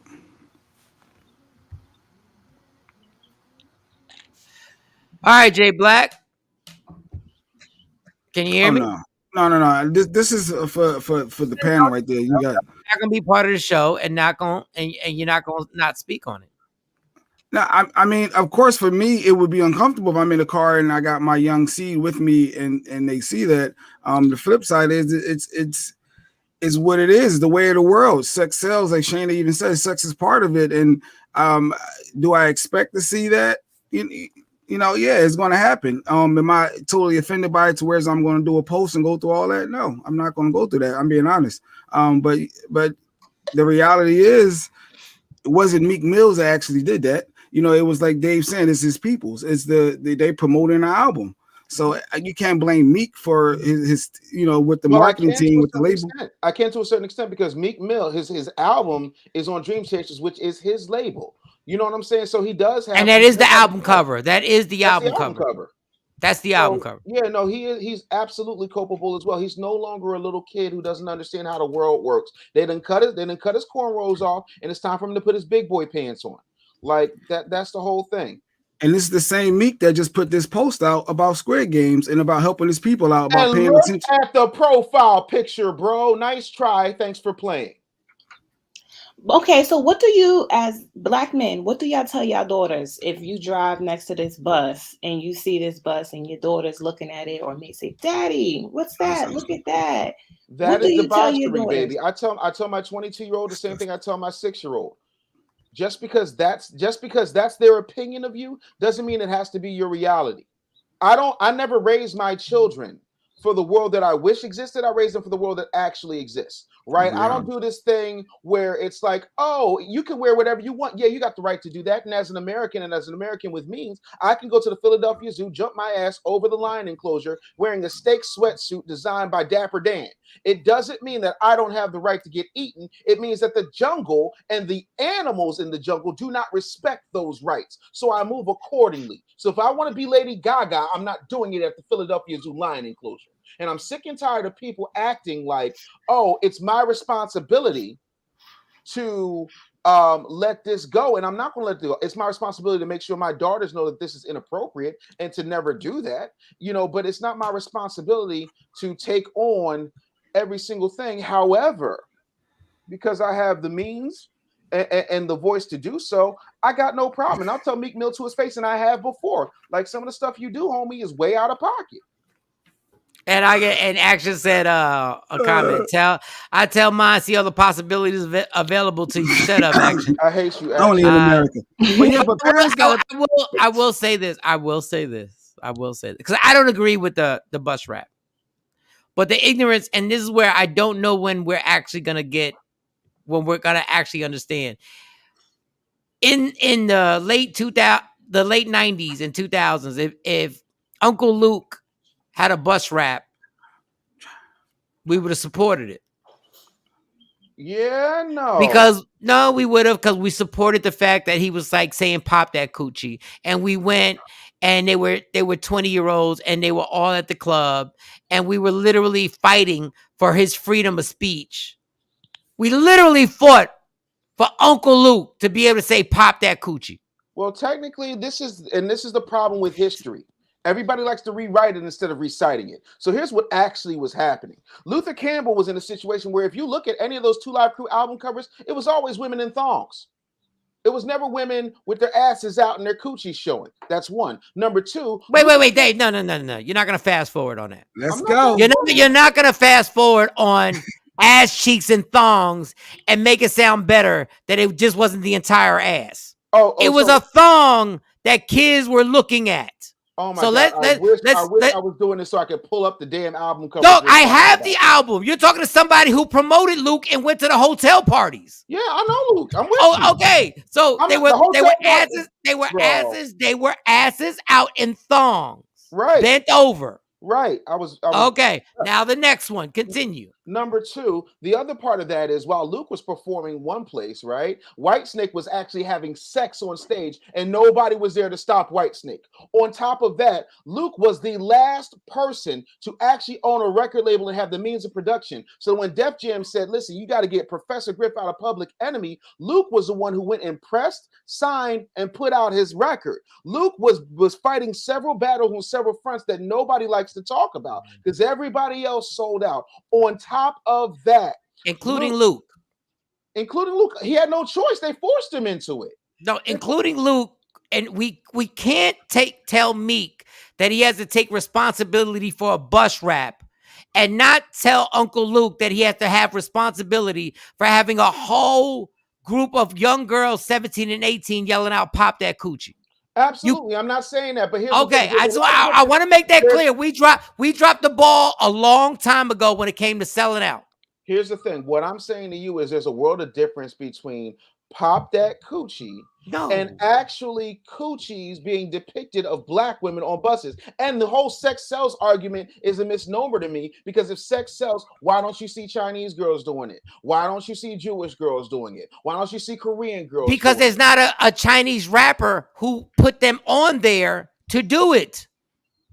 Okay. And let's be clear, Luke not only was popping that, he had the chicks with him at the hotel performing for everybody in the hotel rooms. I'm sorry, but was any of that on social media? I'm sorry, was any of there that? There was no social media, homie. Exactly. That's the whole point. But that's not an excuse. You have to take. But you're trying to. I'm not discounting the. The ball started rolling. The ball started rolling. Agreed, but now the ball is out of our control, and other people are behind it. At least with Luke, Luke had a certain level of control over it. These people are exploiting us, and we're sitting here acting as if we're not being exploited. And Luke was exploiting us. It's even worse. No, because Luke was a one-man shop versus a multi-billion-dollar conglomerate, Mike. Dog, the only reason they even knew how to pimp hip-hop, the only reason they knew how to do it was because we gave them the blueprint. We gave them the blueprint how to pimp. And don't, I'm saying this in context. So everybody, they learned how to pimp black bitches off of black men who taught you how to call black women black bitches. Here's the problem with that argument. By that same token, we need to blame the late great Melvin Van Peebles for bitches being pimped, because he put out a movie called Sweet Sweetback's Badass Song. He put it out independently. He also got a group that nobody knew of, would not give a record deal, called Earth, Wind, and Fire, the right to score that film. Then what wound up happening was he screened it at one theater. A member of the Black Panther Party saw it, and then he called every single chapter, and everybody went to see it. From that, the white Hollywood elite, who do not look like anybody on this panel, went and said, oh, let's go ahead and make a few more of these without any real black interest. I'm your mama, I'm your daddy, I'm that nigga in the alley. So you have all that. You got Shaft, you got the Super Negro, you got pimps everywhere, you got Superfly, the Mac,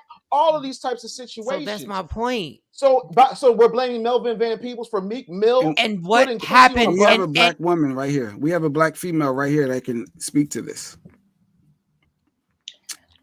Black women we're unprotected. We're the most unprotected individuals in the United States of America. And it's because Black men are the only ones who are not for us 100%. White men love white women. Latin men love Latin women. Asian men love Asian women. But Black men love every other woman before their own women, Black women. So we can be outraged all we want, but it's not going to be a change until Black men stand behind us, until Black men speak for us. And here we have Meek Mills, a Black man who let this rap on his bus, his album cover, be okay. The difference between Meek and Luke is that there is social media. If there was social media back then, I think Luke would be under fire just as much as Meek is right now, because Meek's reach is further now. With Instagram, with YouTube, with all these social media platforms, Meek is touching a lot more people than Luke has ever. So it is a problem, it is an issue. And to have the opinion of this, I'm not going to do anything about it. I'm not going to say anything about it. I'm just going to leave it alone. Sex is just in media. That's just what it is. Let's just get over it and move forward. That's why it keeps happening. That's why we have Black women, deeply melanated Black women on a bus rap with their pussies out. Okay, I want to make sure they just heard you, because what you just said was the most amazing. They're saying is no sound on your IG live, because what you just said shut the whole game down. Okay. When she speak the truth, I have sound on my IG now. What you just said shut the whole game down. But wow, I want you to say that if you would like to. Okay. If you would like to. You want me to repeat that so everybody on IG Live can hear what you just said. Black women are the most unprotected individuals in the United States of America. When we see a white men choose their woman first. They love white women. Latin men love Latin women. Asian men love Asian women. But Black men choose all other women before choosing their Black woman first. We have things.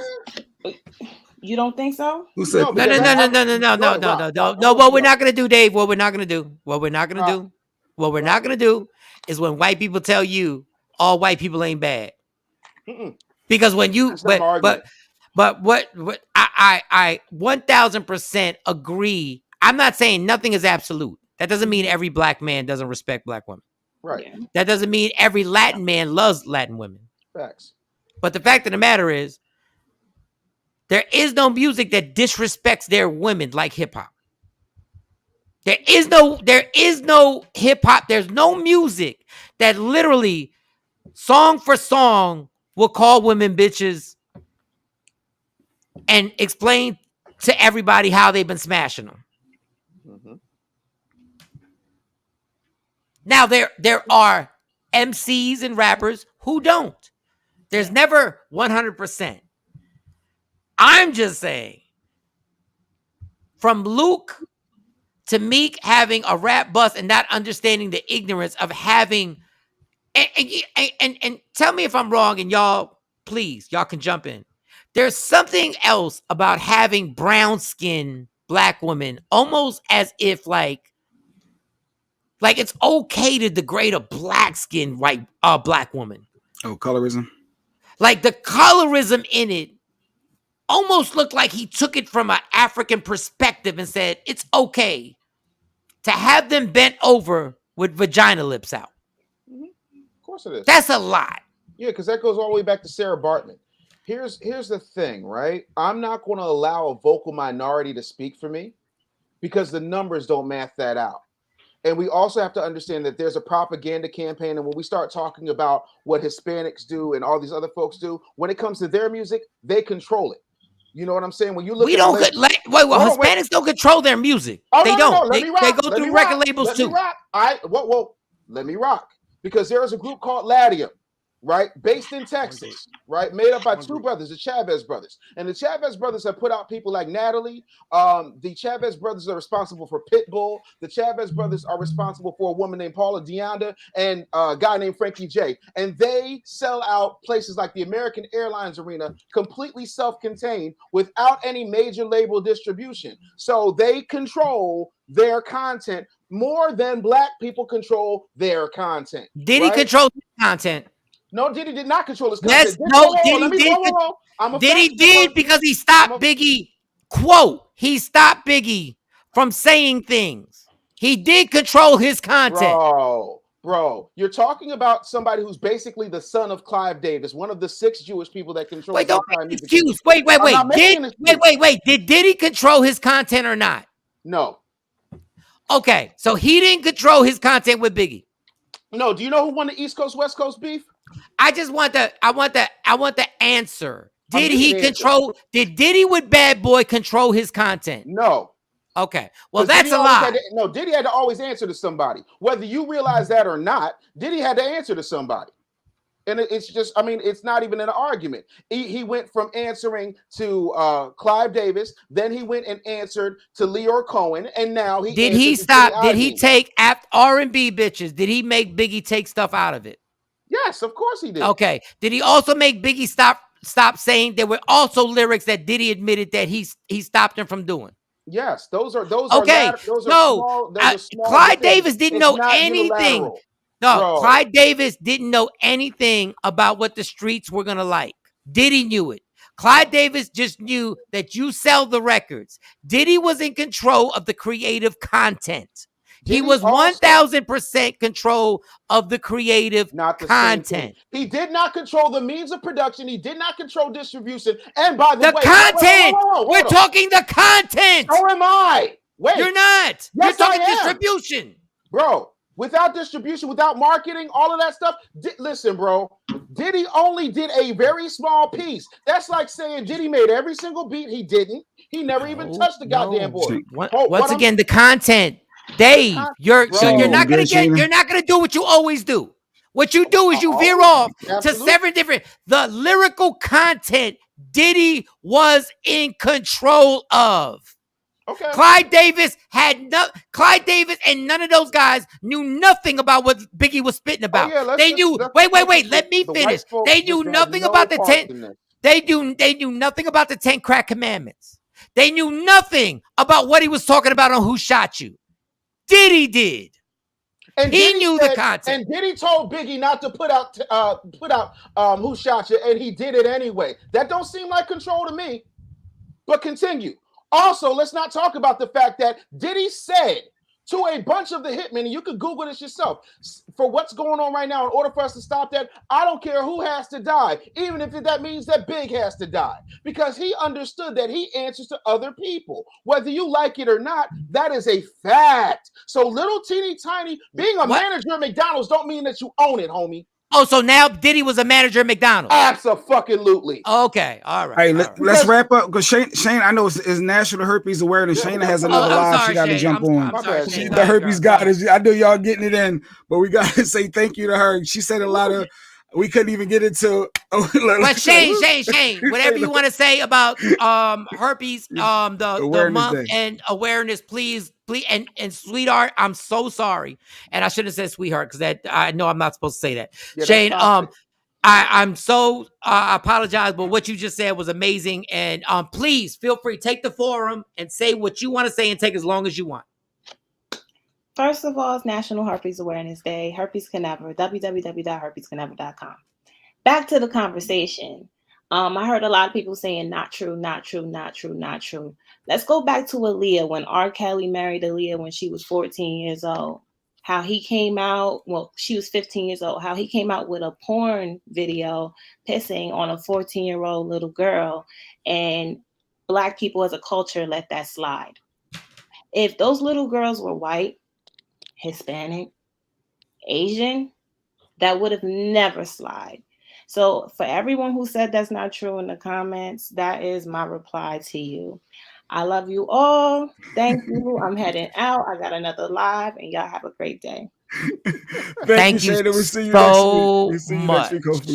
Thank you so much. Thank you, and have a great day. Thank you. All right, she got another live. And we got our nurse practitioner. We're going to bring her in to have another female's perspective while we let you guys go. Shakrisa, welcome. Good morning, Shakrisa. Shakrisa, what up? I got to take a break, y'all. I got to take a break. Hey, what we got? We got money. We fanning. Are you fanning with money? Yeah, somebody came in and turned my breaker off, so my air conditioner wasn't working. So I got to do what I got to do. Okay, can we take Dave? I don't want you to leave. Yeah. Obviously, I don't want anybody to leave. Can we take a 4-minute break? Will everybody chill? Yeah, we good. Go ahead. Okay, and I hope the herpes goddess ain't mad at us. She was so good. She was so good. I can't wait to get in on this. I got a lot to say. Go ahead, girl, and get revved up. Just give me 4 minutes. I need to use the restroom, and I need to take one inhale on the black mouth. Just one. What up, y'all? Michael Shawn from Michael Shawn and the Takeover Legends. And just in case you missed the show, check this out. No, get in.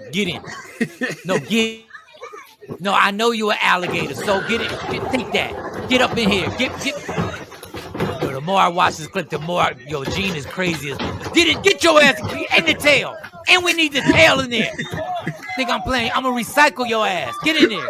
I'm gonna recycle your ass. I'm gonna recycle your ass. Yo, that is nutty.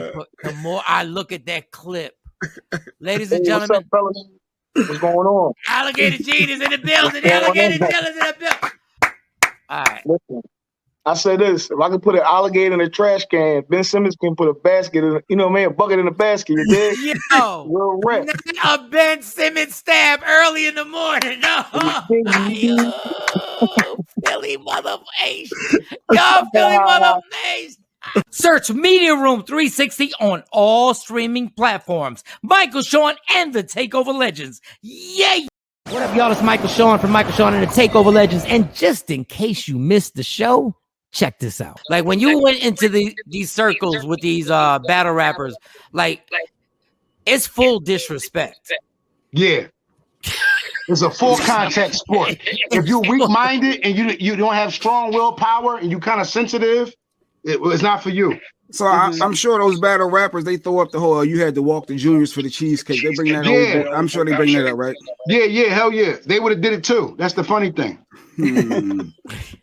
Did you really on MTV? Did y'all really walk? Y'all didn't really walk the juniors the whole way. Y'all I don't know why you don't think we did.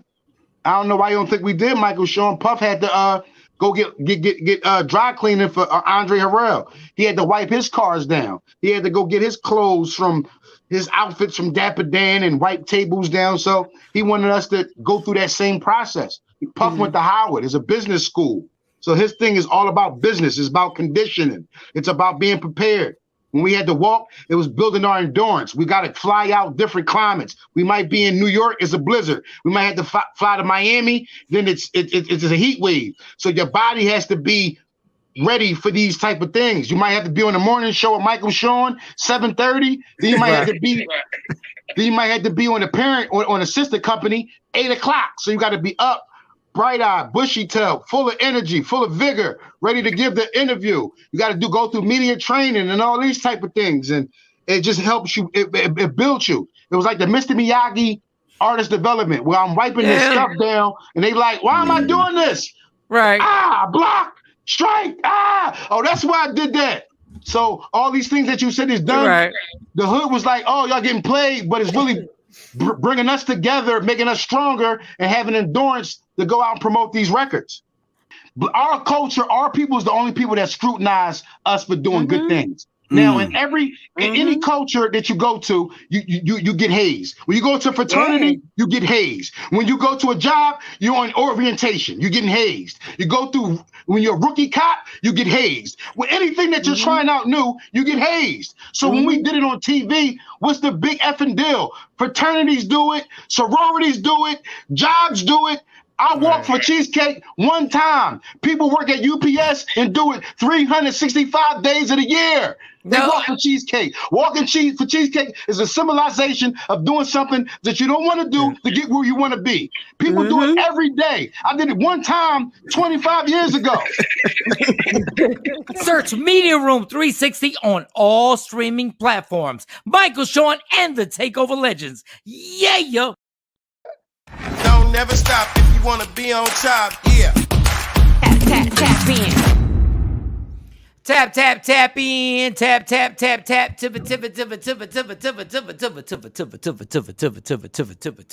ain't never seen that many people stay through commercials before. They was not leaving the day. We about to get it in, baby. Michael Shawn and the Takeover Legends. I want to thank everybody who's joined us on IG Live.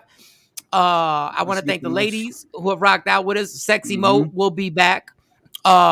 Once again, Shawnee Scott will be back on the show, and you know how much love and affection we have to Shawnee, and we are the prayer warriors are out. And if there's one thing I believe in is prayer. No matter what I say and no matter what you might think of me, understand I believe every day to get down to your knees and to actually pray to whoever your higher power is, because I believe in it and I've seen it work with my dad and I've seen it work in my personal life. So with that being said, let's get back to Reckless. Let's add IG.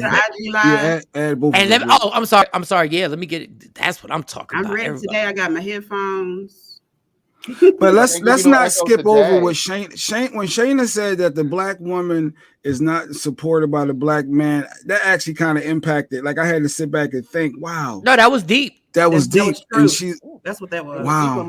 I'm not. The problem I have with the rap is that it wasn't a black man that is the one making the video.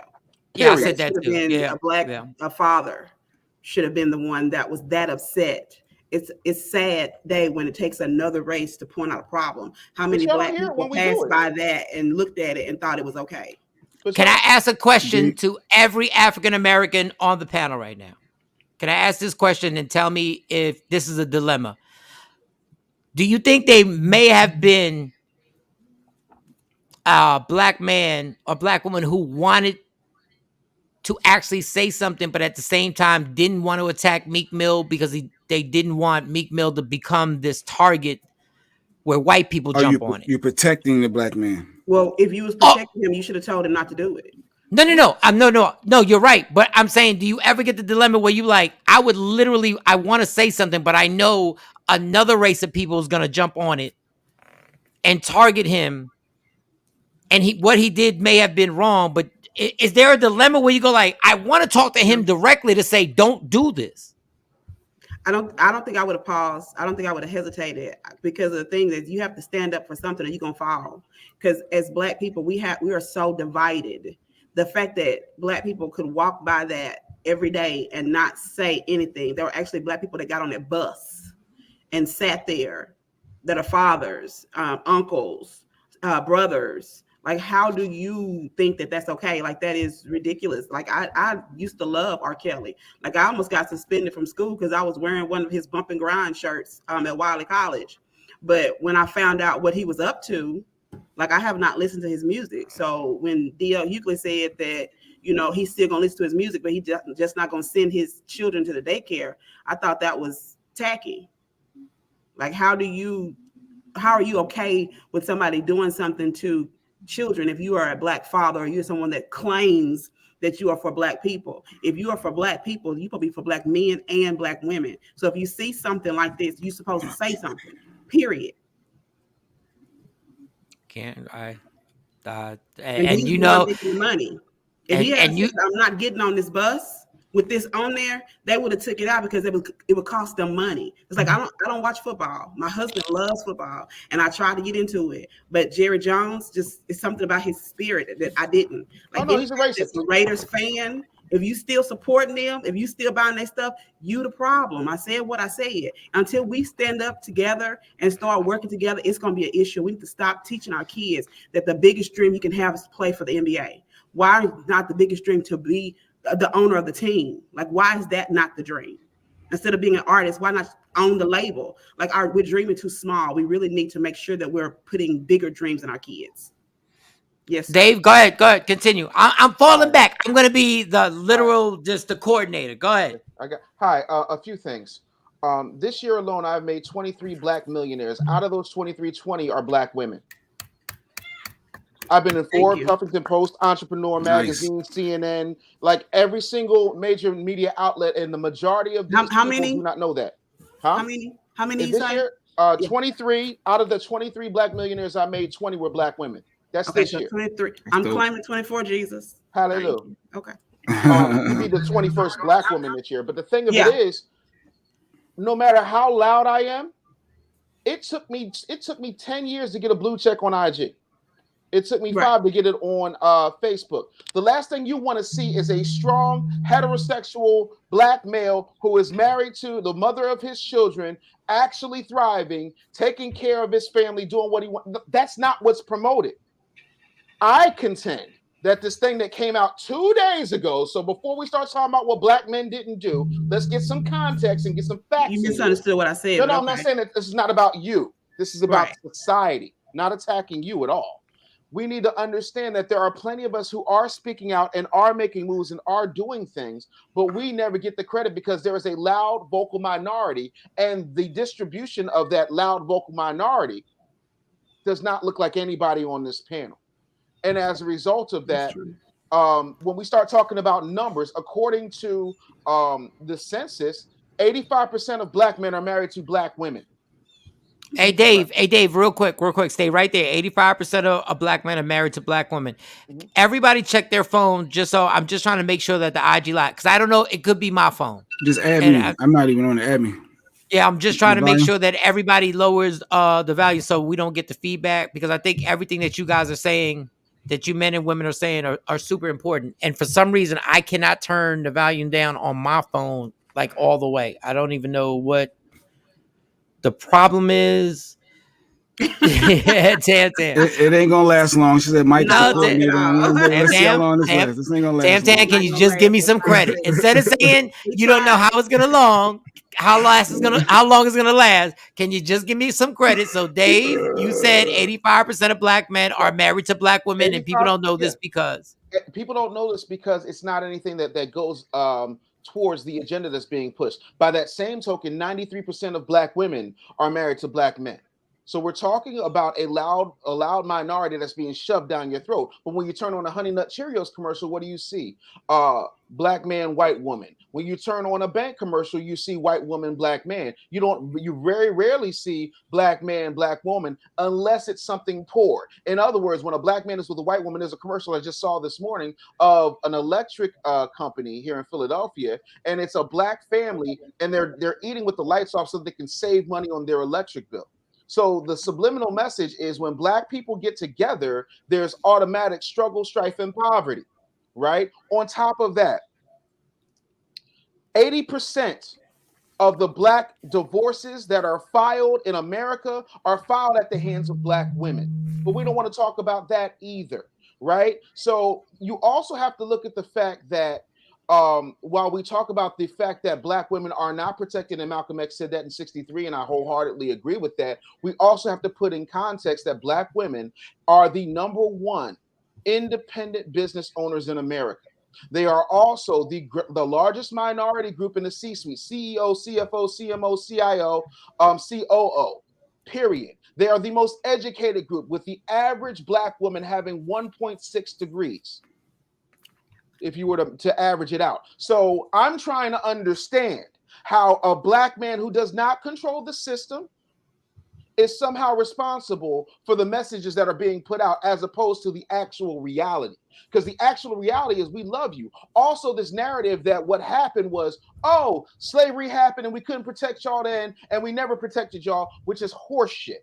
Because if you look, up until about 1969, black people had the most stable marriages in the United States. Black people had black men going to work every single day and mothers staying at home with the children. Children weren't dropouts. Children weren't doing drugs at a rampant pace. All that came in when a woman named Gloria Steinem, who worked for the CIA, and you can Google that, she said it out of her own mouth, came into communities and told black women, hey, you're a woman before you're black. And then here comes feminism. So when we start talking about other people, and this is the last point, I'm going to land my plane, right? When we start talking about the exceptions trying to outrun the rule, R. Kelly's music needs to be as pervasive as Elvis Presley's music, because he was a pedophile. Woody Allen's movies ain't been pulled yet. He is a pedophile. Stephen Collins, who had Seventh Heaven, still in syndication, he's a pedophile. And the truth of the matter is they have done it to black, brown, and white people, and nobody bats an eye. But now we're ready to crack down on one thing, but not all. Okay. I want you to check your phone and see if there's something. Press mute on something, Dave, because while you're talking and now while I'm talking, there's an echo. I don't know what exactly. Well, just start a new IG Live. Just shut it down and start a new one then. I got iPhone, so it's not me. Yeah, but they were complaining about it the last IG Live. Okay, here's what I'm going to do. I'm going to plug in my headphones into the thing and then see if that does it. Because like I said. Is that better? there's still this crazy echo, and for some reason I can't. It's so annoying on this IG. And your volume all the way down. I say shut it down, redo. So Yeah, when I told you to do that, you were like, "No, why would you? Why would I send a link? Why would I send another link?" Because your issue Is is the different. volume on the TV behind you, Mike? No. There's nothing on. I'm gonna shut this down and I'm gonna start all over again. Even though I did that the last time, but we're gonna do it because I'm not Jay Black. Yeah, Because whatever. I'll Add everybody try. back one at a time, and then you'll know who it is. All right, let's start again. Y'all funny. Hilarious.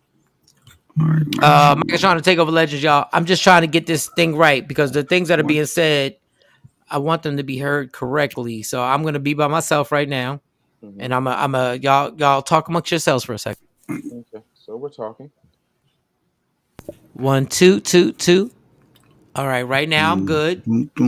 And let me bring Bully back into the IG Live. And we'll start with him. And then Bully, you'll do. Okay. Yeah, get them comments on IG Live. I can't keep up with it. We need somebody just to do the comments. Say something, Bully. Check 1 2. Mike check 1 2. No echo right there. And then we'll go. It might just be when you get a certain amount of folks on here. I have no idea. But thank you to everybody in IG Live rocking out with his mic. Dude J Black refusing to restart his IG in the Batman. You're stupid. This dude never wants to start anything unless he tells people to start stuff. When he says restart your IG, he wants everybody to listen. But when you ask him to send a link and resend a link, he goes, "No, that's not the problem. That can't be the problem because I'm Jay Black. I'm fucking Jay Black." Can you get Shaquisa on, please? What up, D. Marie? I see. What up? I love the show. I really do. We transparent and we don't mind debating and going back and forth. I love when Mike and Dave go back and forth. I feel like Dave has facts and Mike sometimes don't. So I like them two going at it. That's only Jay trying to get under my skin. I like a man that comes me as I know when I'm being used, Mike. I've been around Jay Black. That's just Jay Black because there's never been a debate Jay Black's ever beat me in, and then when we actually, I destroy you, Doug. You're Doug. Actually, me debating you, people should call me a pedophile debating you because you're a child. Call you the radio bully. Duh. I literally, people get mad because at the end of the day, when it comes to facts, so many Jay just literally made a comment that AIDS wasn't that bad.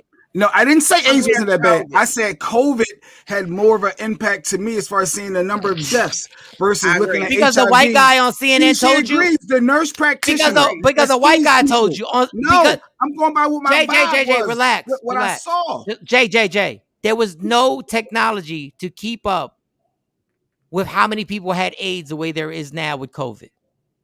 There was no way. Mm-hmm. They did, Mike. Doctors they did. They was tracking HIV. They was tracking HIV needs. So in the 90s, they had the same technology they have in 2020. I'm not saying the same technology, obviously. Okay, so that's ignorant when you said there was. As far as tracking, as far as they couldn't track it. If they could have tracked it, Jay. I'm gonna let the nurse practitioner say how HIV didn't have the same number of deaths as COVID, since you didn't believe me.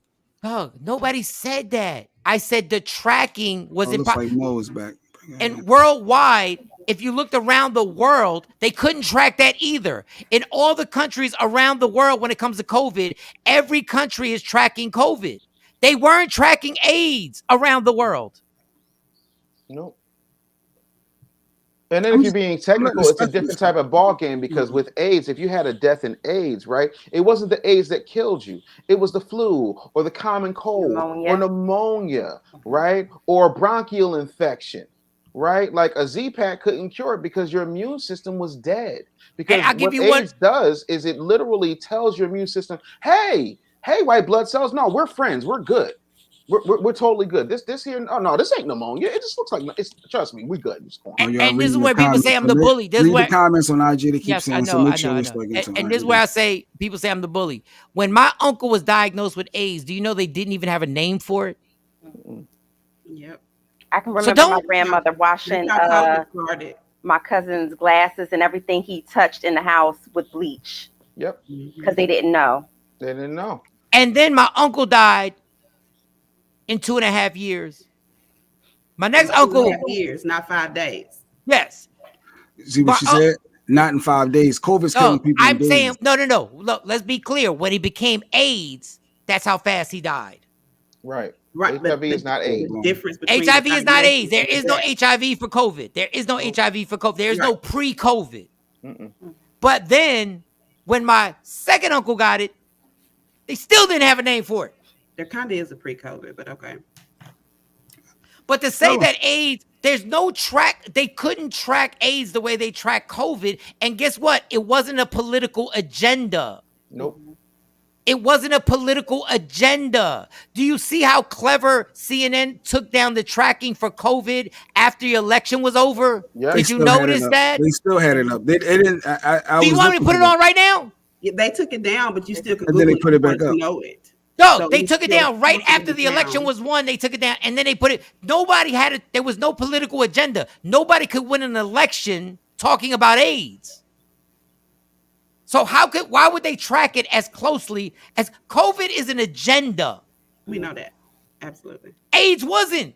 AIDS was an epidemic that nobody knew what the hell was going on. Period. And nobody paid attention until two people caught it, and one was Rock Hudson, who nobody knew was gay. It was the Nobody knew was Hollywood gay. biggest secret in the world. And then when he had it, he was like, well, turns out that Rock Hudson had the gay cancer. It was called the gay cancer for years until a guy named Randy Schultz wrote a book called And the Band Played On. And he was a journalist for the San Francisco Chronicle. And that came out in 1987. And they still didn't know what it was. You know what I'm saying? Like, people, if you had lesions, oh, God forbid you got hit on a racquetball court and your face turned purple automatically.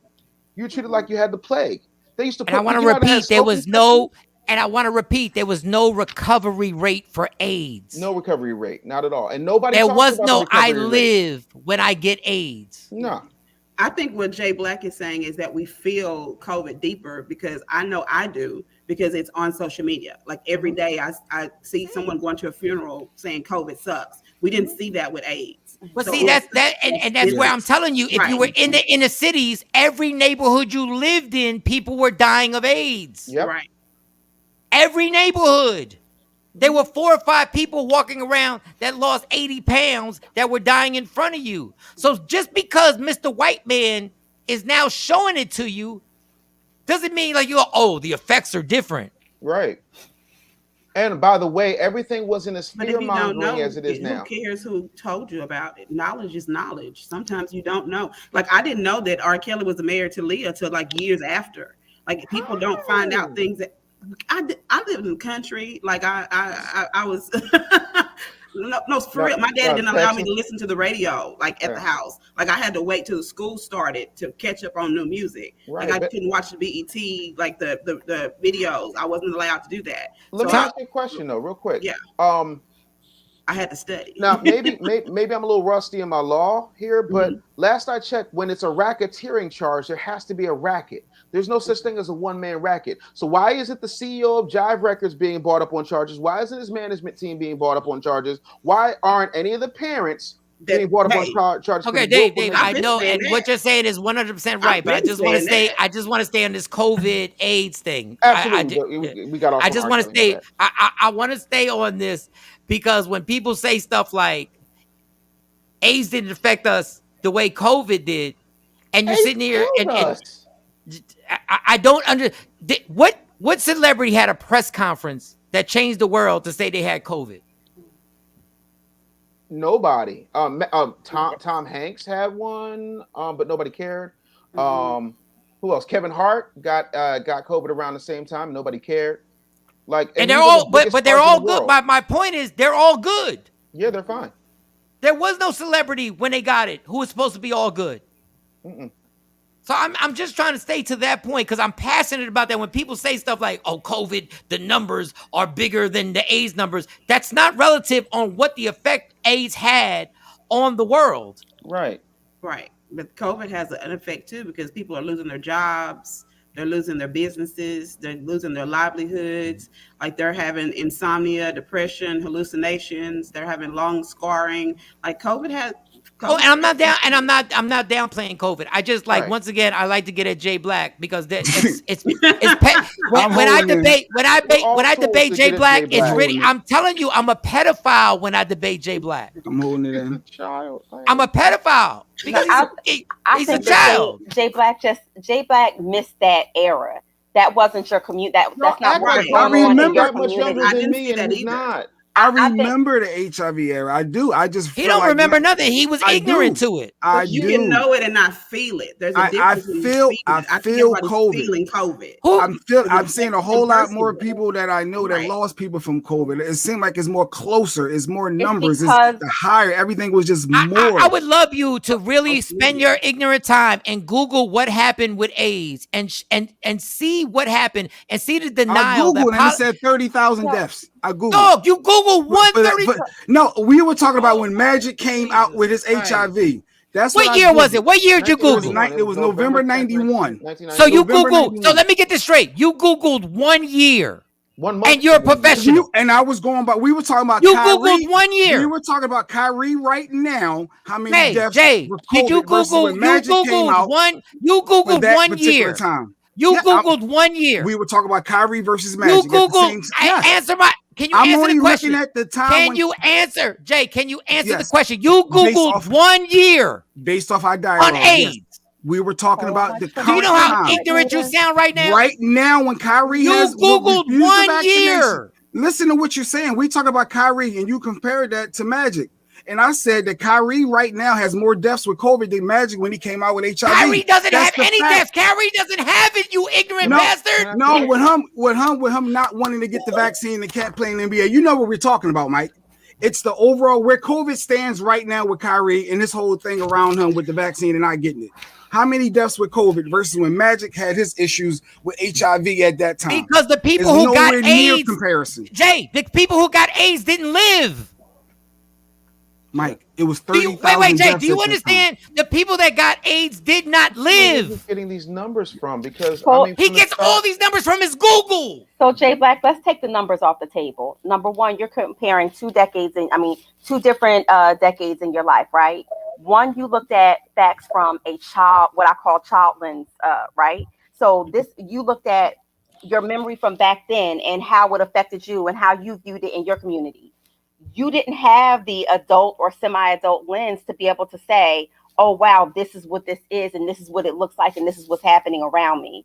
So for you to compare and say what you see now, where we're in a technology-filled culture, we're in a social media culture where everything is thrown in our face, whether it's facts or whether it's untruth. Everything is being said in social media. That's probably why you have a different experience right now with COVID when you're trying to compare COVID to HIV. Definitely my experience, especially even within my family. My uncle out the window. Away. Oh, yeah. I mean, I just said that. I was like, I guess, the coordinator role is out the window, certainly with Michael Shawn. But I just want you to take that into account, especially when we Google things. We know as journalists, what are you supposed to do? You're supposed to have at least more than 3 facts, 3 sources of facts, not just one. So I would just say, do more research, Jay Black, before you go ahead. First of all, Jay Black is not a journalist. No, I'm going with my vibe. But he plays one. But he plays an expert on the show. He plays an expert. Everybody has a. I have mine. I have my opinion, from my thoughts, from my vibe. Your opinion, but let me just help you out. According to the Global HIV/AIDS Statistics Bureau, aka known as UNAIDS, meaning the United Nations, since the start of HIV/AIDS, 36.3 million people have died from AIDS-related illnesses since the start of the epidemic. By that comparison, there have been over 219 million COVID cases and only 4.55 million COVID-related deaths. Statman, can we look up? Wait, can we look up at that time for November 1991? 1 month. Jay, people are still dying of AIDS right now. The conversation was when Magic came out in November 1991. How many deaths was because of HIV/AIDS? Jay, and that's what we were talking about. No, Jay, he's giving an overall. He's giving you everything. So they don't count. So the overall don't count. No, right. We're talking about when Magic announced it. The debate was they compared Magic to Kyrie. In 19 when that happened in 91, what was the total then? But you can't. You know why? Because that's not an accurate depiction of what HIV did back then. You're talking about the basis of people who weren't counted into that count. People who were diagnosed with things or things swept under the rug, especially if you weren't a black man. You can't. The numbers are not accurate, J Black. I know what you're trying to compare it to, but the numbers for HIV back then were not accurate. I'm sorry. Let me just say this in the lowest voice. Let me just say this in the lowest voice. People are still dying of AIDS today. Mm-hmm. No question. So what are you saying when you said the effect of you're trying to go a different lane? We were only AIDS talking has about been around since the 80s and they're still dying from it. And I'm not denying any of that. But Jay, you said the effect is not as great. Dave just gave you the numbers that the numbers are greater. I said it's not a good comparison. But let's do when Magic came out let's do with Kyrie right the now. actual numbers from the Center for Disease Control. I got the numbers. So according to the Center for Disease Control, as of May 31st, 1991, is 179,136 AIDS cases. By the end of 1991, AIDS was the second leading cause of death amongst men between the ages of 25 and 44, and was on track to be likely one of the 5 leading causes of death amongst women aged 15 to 44 in the United States. Mm-hmm. So it's not 30,000. It ain't what Kyrie's. It ain't right now with the number total of COVID deaths. COVID deaths has way more. I'm still trying to understand. Can I ask a nurse practitioner how somebody who doesn't have something can spread something? Like if Michael Shawn said, "Hey Dave, can I have $3 million?" and I'm like, "I don't have it," I can't just spread $3 million to him. How does that math out? Are you comparing that to COVID or? I'm talking about COVID. Like, how in the world can somebody who does not have COVID give somebody COVID? And if people who are vaccinated are protected from people who have COVID. They're not, though. People who have the vaccine are not protected from COVID. Okay, cool. Exactly. The only what thing difference the does it make if vaccine he's does vaccinated? is decrease your chance of dying. That's it. It doesn't decrease you getting it. It doesn't decrease you spreading it. So if people don't want to take the vaccine, if you get a weekly test, that should be good enough. Exactly. The fact that so many people are firing nurses for not getting a COVID vaccine, but they have to get tested weekly, where the ones that got the vaccine are not getting tested. Their antibodies are not getting tested. So if it's going through the hospital, guess who's not spreading it? The unvaccinated nurses. Like that right there is really a thorn in my side right now, that they're firing all of these unvaccinated nurses to bring in nurses from other countries. Of course, that they're not forcing to get the vaccine. It's cheaper. This is a money grab. There's a reason that the majority of my employees live in the Philippines, live in Vietnam, live in Ghana, because I can do you know, and I tell this to Michael Shawn all the time, do you know how far $1,000 will go in Manila right now? Hold on, stay right there, Dave, stay right there, because I know Dave is so intellectual that Dave, I love you for it. There's not a diss, but you go all over the place. Bring back the comment that action, because it's conveniently, you really can't compare two diseases. It's a supposed cure for COVID. There's no cure for AIDS. I don't get what Jay don't get about this, and the only reason I bring this up is because Jay made the little slick comment, "Oh, Mike don't have facts." But then when somebody gives you facts and proves that your facts were wrong, you don't appreciate that either. How do you figure it wasn't as many it wasn't as many HIV deaths at the time when Magic came out, and right now when Kyrie's dealing with his issue? Jay, what we're telling you is that there's 36 million. Jay, 36 million people have died from AIDS related. Total. To date, we were talking about when Magic announced his HIV versus Kyrie now announcing he's not taking the vaccine. Can I explain something else to you? You can't compare the number of deaths from 2 years compared to from the 80s. And you can't compare when people were diagnosed with HIV because the deaths were from AIDS. So the people who had HIV in 1991 were not going to be in that statistic. They were going to be from the year later. So what you did was you Googled 1 year Because we're comparing Kyrie right now with his Wait, vaccine can I stop? right Can now. I just finish this one thing? Go ahead. We You ain't talking about Googled after 1 Kyrie. year. You Googled 1 year At the time of the announcement. of AIDS. 1 year. You didn't even Google the total. Because we were talking about the time of the announcement. Jay, but you didn't even Google you didn't even get the total numbers. You got 1 year and you put that as a defense. That's all that mattered. We were talking about the time of the announcement. I'm done. Y'all talk to Jay Black. We wasn't talking about what happened afterwards.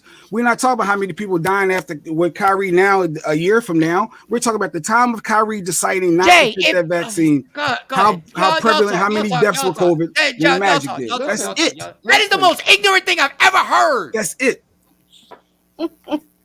So why don't you just take the 1 year?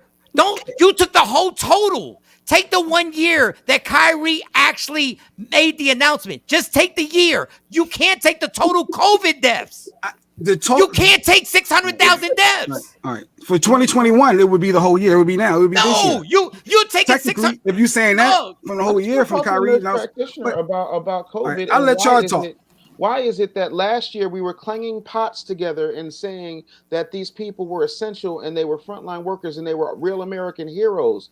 And this year we're just saying, if you don't take this jab, you're fired. And as a nurse, I'm not trying to get in your business, but like I hear so many doctors and nurses saying they're not going to take the jab. I didn't take it. But why? Because I thought it was safe. I never said that.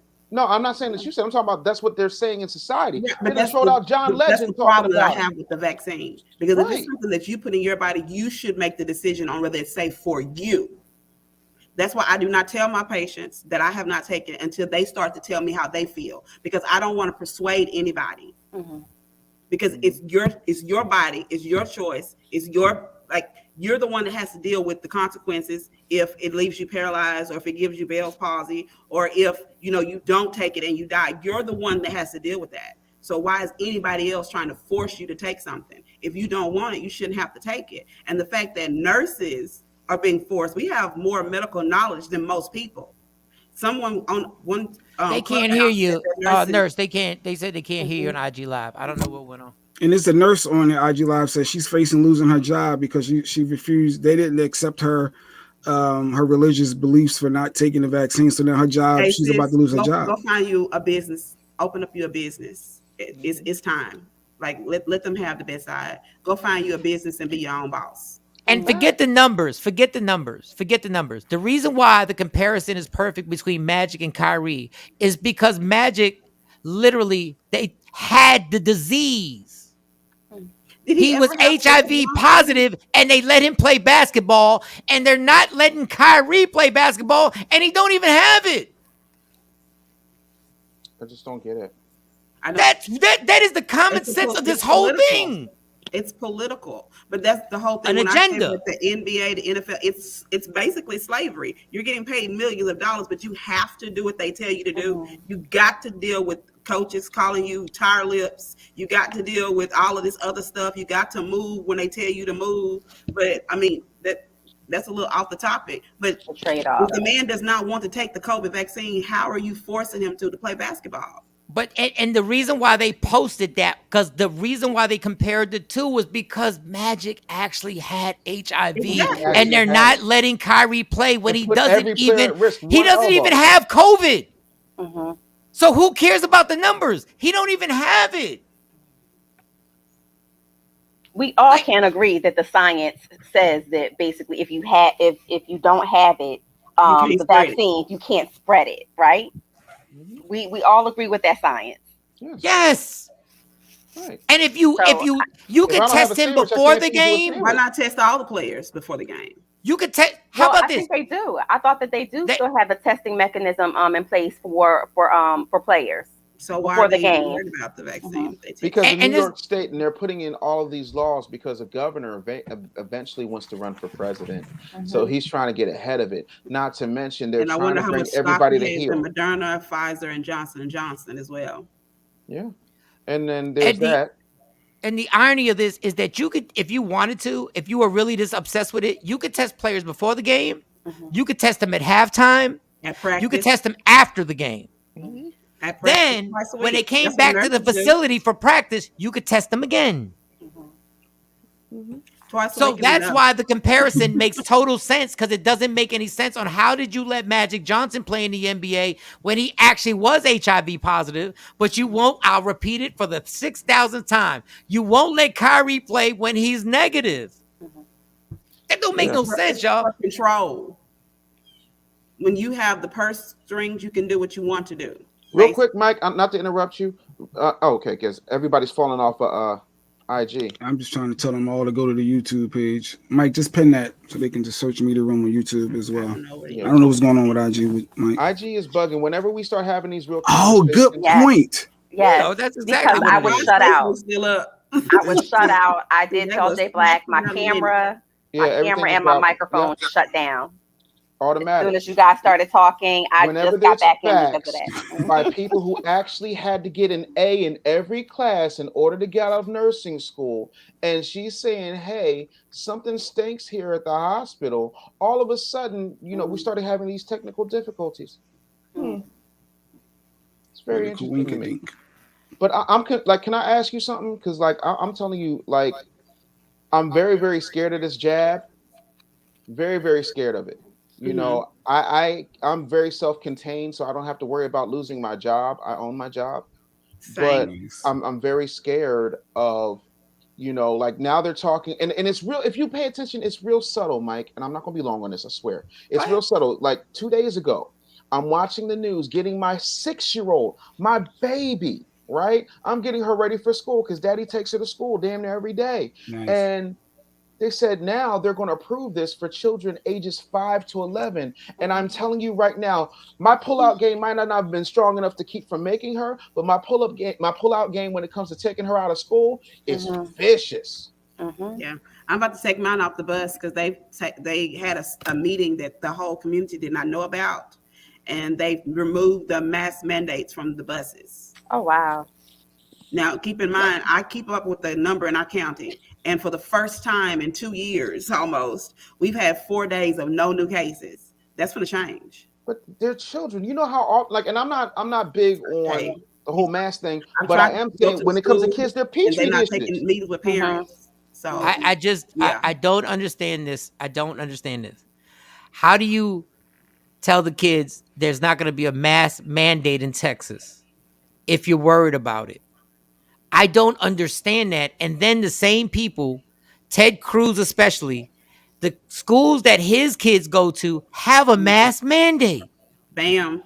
Why are we talking about that evil widget, the world watcher troll looking ass? I hate no, that. because the common sense sits right in front of you, and what happens is they confuse everybody. And the common sense.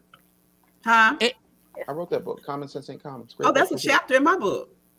Hey, twins. Nice. But it makes absolutely no sense that we are allowed to have a no mask mandate for kids, but yet we want them to get a vaccination. We want them to get a vaccination shot. Now, I'm so for the same reason why they said that children should not smoke marijuana before the age of 25, because their brains are not completely developed. They don't know what this vaccine doing. If it's causing Bell's palsy, which affects cranial nerves that you can see, imagine what it's doing to the nerves that you can't see, the parts of the brain that you can't see. My son is on the autism spectrum. I talk about it a lot. I am not. Is that facts? By the way, is that proven that it causes Bell palsy?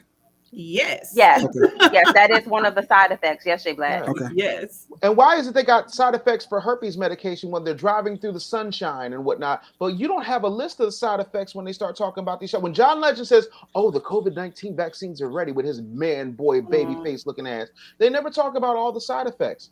They don't talk about the clinical trials that they're doing for the people and side effects either. The 3,000 cool. people that's in a clinical trial right now for the myocarditis that is caused by the shot. They don't talk about that either. There's a lot that they don't talk about. And I'm Why sorry, would we listen to you? You're a nurse practitioner. That means heart. That means of the heart. That means inflammation of the heart. Okay, thanks. For those who didn't know, yeah, I like that. Yeah, break that down. For those who didn't know.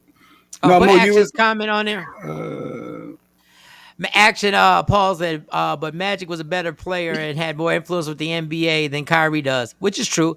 Right. It played into the comeback story, which is true. Kyrie doesn't have that much influence in the NBA. Honestly, Kyrie is almost like stepped out. Now. You said what? I said, I bet he should get some now. All of the Most definitely. anti-vaxxers or the people who don't believe in the COVID vaccine, Mhm. they need to get behind They him. need to get They behind need to him. support Oh, him. Mhm. like we're switching Stephen on A. Instagram. Smith, I'm about to say Stephen A. Smith said he could care less about Kyrie. It's 6.2 billion people or a million people that got it, and he's holding up. He's not there for his teammates. He over this superstitious. We know COVID is real. He just need to take like Stephen A. went on Such an Kyrie. Uncle Tom ass He went in muncher. on him. I don't He's not like. an Uncle what Tom. now? Uncle Tom helped black people. He's a Sambo. On top of Okay, that, I'll give you that. who in the world drafted Stephen A. Smith in any round of the NBA draft? Maybe his hairline got drafted because he damn sure ain't there. He is an ass muncher. I just don't like when he dives into these topics. He's doing his job. He's doing exactly what That him is and true. Don Lemonade. They all do their job. They puck up the masses. Don Lemonade, stop that. I rock with Don Lemon. CNN, I like love you that. I some like Don you, Lemon. Billy. I like you, Billy. I like you too, but I'm tired of people acting like these people aren't bought and paid for. These are Exactly. store-bought Right. Negroes. Excuse me, Michael Shawn. I'm Wow. doing a black people thing. They are store-bought Negroes who sell their people out for $1. You don't think I've gotten emails saying, "Hey, Dave, you've got some influence. We'd really like for you to tell people about your COVID-19 experience." Mm. No, I'm not. That's not. I like money. Yeah, but Stephen Not A. at the expense Smith. of my people. Stephen A. Smith is the same person who, when Jamil Hill actually stood up to Donald Trump, he didn't defend her. And to this day, when they ask him, was she right? He won't answer the question about Donald. Was she right? He didn't defend her. Another black woman, he didn't defend it in ESPN. So when you bring up Stephen A. Smith, it's a joke to me because it's the same person that when Colin Kaepernick stood in front of cameras to fight police brutality, I quote, Stephen A. Smith said, "You should take the cameras away from his face and never show him on camera again. You network should never show Colin Kaepernick ever again in a press conference." That was what Stephen A. Smith said. You can go Google, you can go fact check. That's what Stephen A. Smith said. And when Max Kellerman on First Take, when they were talking about Colin Kaepernick and Max Kellerman sounded like the black guy talking, Stephen A. Smith 2 years later got him off the show. You think it was because of that? You think it goes back to that? Sambo played a game for them. They said he was more black than Stephen A. So you think that had something? Wow. Okay. Absolutely. He was the guy saying you have to speak to power. The people in power you have to go to and you have to challenge them. Stephen A. Smith. Football games. That's how we were supposed to challenge them, by not watching the football games. Like their views really, really, really dropped after that. Great. And people talked about Kaepernick when he took his payout, but people went back to watching the games. So what was he supposed to do to feed his family? I mean, on top of that, they went and got Basquiat Jr., aka Jay-Z. You know what the kneeling was for, right? We know what the Not Hov. Right? We're not gonna come at Hov. Stop. Not my Hov. First of all, I'm just tired of these kooky, emotional, weak Negroes, aka coons, kooky, emotional, weak Negroes, running around here acting like we're all stupid when we know that they all got a check. Like, follow the money. I don't understand. And everybody's been getting a check, and the matrix continues on and on and on. And the people who fall out the wayside, like Colin Kaepernick, who's still making money, and I'm not mad at him. Still making money. He actually has a documentary coming out on Netflix that's going to be crazy. As he should. Still making money. I had a young black man who's about 26 years old said that Colin Kaepernick was a sellout because he took the lawsuit money. I would ask him, when was the last time you watched the game? When was the last time you bought a jersey? And I said, so what you're telling me is the NFL broke the law by blackballing him and had to pay him, and you think Colin's the sellout? And he was like, yeah. No, there's certain things I fall back. And then when I get emotional, everybody's like, yo, you're too emotional. Okay, I got it. CNN told you about COVID, you believe it. MSNBC told you, you believe it. Fox told you, you believe it. Once again, I'm vaccinated. I hope Kyrie Irving is wrong. I hope he's wrong. You got a reason to want him to be wrong. Exactly.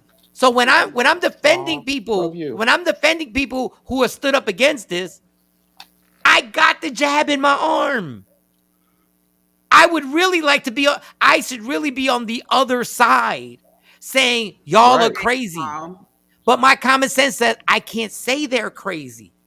Right. I first laughed at Action's comment, but I wonder if there's some truth to this. He said, "Let's No, remember we still have two different classes of Negroes, house and field." He said, "We really have never left the plantation. It's just gotten bigger." Your job is the plantation. I keep telling y'all, the coons are everywhere. The kooky, emotional, weak Negroes are everywhere. If you have to get a vaccine to keep your job, you still on the plantation. Why in the world? See, here's the thing, and I'm tired of black people. And this is what I mean. And this isn't any type of, and I mean the majority of black people I'm tired of. You want to know why? You continue to sell yourselves out to other people. Dr. Claude Anderson, who basically created the reparations map for you, who worked in the Carter administration and worked at all levels of government, wrote a book called Powernomics and told you what you needed to do. He also said it should be a sin if your child has to go outside of your neighborhood to go get a job. But y'all sitting up here getting all educated and putting yourselves into debt, ruining your debt to income ratio so they can legally redline you when you try to get a house. You sit up there and you act like it is okay for somebody to tell you how often you can go to the bathroom, how long you need to eat lunch, and also begging a bunch of individuals who could not probably do your job as well as you do for a 3% cost of living increase. You literally sold yourself back into slavery in a free market economy where a kid whose life and legacy started in the Richard Allen projects does not answer to absolutely anybody. And I got a 725 on my SATs. I am sick and tired of black people acting like it is okay to play victim when you chose to lay down and when you could have got yourself up, gotten a goddamn Etsy site or Shopify or sold pies or cookies or cakes or anything, but you continue to ask people for permission to go to your kids' little league soccer game, and you wonder why they continue to take your rights from you. I charge black people with being complicit because they can't walk all over you until you turn yourself into a welcome mat by laying down. What you're saying is absolutely right, and we got the snaps and claps, and I agree with what you're saying. I will also tell you there's never been a race of people that there's been a plot against from the inception. So the brainwash that has happened to black people has unprecedented. It's unprecedented. Amen. There's never been as much money put in. There's never been a systematic system put in that has taken people from another country, brought them here, and brainwashed them. So I understand what you said, Dave, and I don't disagree. But I also understand that the plot that has been put here is historical and has never been touched before. Absolutely. So what they have done, yes, and what they have done is so unfair. It is. And so unbeatable. That's not true. It's unbeatable with this. The system that has been created. Nothing is unbeatable under my God. But when you bring up God, we're going someplace different. The eternal life is somewhere different. Right. He's talking about right now. And I feel the suffering that goes on right now, the plot that goes on right now has already taken place, and they have made it so that be blessed if you are able to work and do your thing and enjoy your family, because the system has been put, there's a ceiling that has been put up. And I know we have billionaires. I get it. Yes. I get we got billionaires. Yes. The only problem is that the billionaires, or the sacrifice is the poverty that has to go on in our inner cities with black and Hispanic people, because in order for those billionaires, they go like, you know what we still need, right? We still need poor people to have rich people. Absolutely. But Mike, here's the thing, right? You and I have fallen victim to the same white man, right? And I'm not going to. And before you say that, I'm living a good life, so thank you, God. Praise the Lord. So am I. But so I want to thank God for the blessings of being able to provide without a job. Thank you, and still being able to provide without a technical job, still being able to provide. So I want to thank God for that. Thank you, Jesus. And for the people who supported me, everybody on this show, from Shawnee Scott to everybody else. So I want to put that out there. But go ahead, Dave. Absolutely. So, like, the thing of it is, it's so deep that we think, here's where I hold black people and brown people to a certain extent culpable, right? Once that happened, did he just say that's why? No, he said that's why I identify. Let me tell you what action is. Let me tell you what action is. A comedian, basically. Action, aka Paul, is the person who we could be talking about. Jesus could be on one of these squares, right? Jesus could literally be on one of these squares, and Action will put a comment. That's why I identify as Puerto Rican. Why he wearing them what? Why he wearing them sandals? Like, because he can't afford Jordans? What kind of God is that? That's the type of action What are put out there. those? We could have Jesus on the square and actually put a comment. The ninth commandment was unnecessary. Like, it was like, what? And Jesus would be like, but What that we was doing? Moses. But that was Moses. I didn't.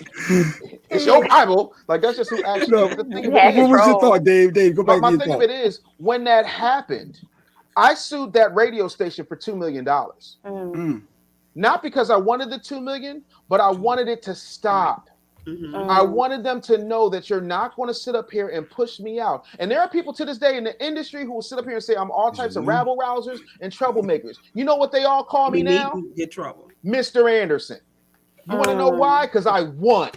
And that's the difference. At some point, I rejected the idea that I needed the radio and that I needed the TV to go out here and reach my people. And I proved it by suffering in silence, by washing my nuts in the gas station sink, by struggling and frying up sunflower seeds so my family could eat until I could figure out how to make it work. Most Black people have been lulled to sleep in a gilded cage, and they will not make the sacrifices it takes to get off of masses' tits. And until we're ready to have that conversation, I know about the conspiracy because I'm a victim of it. You're a victim of it. Everybody's a victim of it. However, at some point, if you opt out of the system, they can no longer victimize you. And Dave, But what you're that's also saying, a scary place to be too. And what You you're don't saying know is where absolutely correct. That's a scary place to be because I've been there several times. And trust I shouldn't say everybody, but I think Everybody on the square. I think everybody on Everybody these in the squares have been square. there where you're like, I don't know if this is gonna work out. I don't know if the streets is gonna be my next level. But I will say this, Dave, and I agree. Once again, I'm not disagreeing with what you're saying. Right. What I'm saying is I think this system has made it that people have been taken away where they don't think there's an option.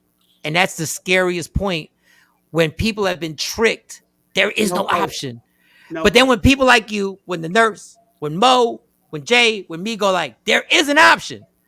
And even then they go like, yeah, but I don't believe you. No, but for real, I'm not that special. Like I'm really not that special. I just tell jokes and I found the lane and I got a blueprint and I said this is my game plan. So there are a lot of people out here who are sitting there going like, there's no other way but this. We just not gonna let that pass. What put action on? Just ask. Action today. We just not gonna let that pass. What sink and where? But what you were saying, Mike, is very true, Go and to that's why Quick I'm Trip at very 316 Carrier in Arlington. Quick Trip 316 He really Carrier did. in Arlington. All right, let me say pause before I say this. Let me say pause. All right, Dave really did wash his balls in a sink at Quick Trip in real life. I'm saying pause off the door. I'm doing pause right now. Wow. But go ahead, nurse. Go ahead. What were you saying, nurse? Go ahead, nurse. That's why I'm so vocal about having 5 degrees. That's why I'm so vocal about having my own clinic, making history as being the first Black male or female to own their own clinic in my own county. Nice. That's why I'm so vocal about my book. That's why I'm so vocal about my boot camp, my online course. That's why I'm so vocal about my motivational speaking. That's why I'm so vocal about it, because I want people to see that there are options. Because a lot of people don't know that there are options like that. A lot of people think that the only thing they can do is go to work and die. That's not true. The Bible promises you riches. It promises you your dream. So once you accept that for yourself, and once you see that it's possible, once I show you that it's possible, it's on you what you're going to do with it. Facts. No, you're right. And in the honor of action. You got to check your audio, Mike. It just popped. It just mono. Okay. Let me because I got to do this correctly. So, Dave, we need to have a show, but you helping make a millionaire because you have a lot of insight. We need to focus on how to start somebody, and we can follow their business or follow something. We need to do something deeper with you. We just want to. I got to collab with you. And I'll make it happen. Me? I'm now Jay Black wants to be. Now he wants to. He wants to cut. He wants to. Jay Black still hasn't paid my invoice. I gave him and his wife a gang of free info. He ain't paid my invoice yet. Don't be messing it up for everybody else. And that's why we gotta have Dave on all the time. That's how we do that. We pay it forward. We pay it forward. And you gonna have him get some more invoices.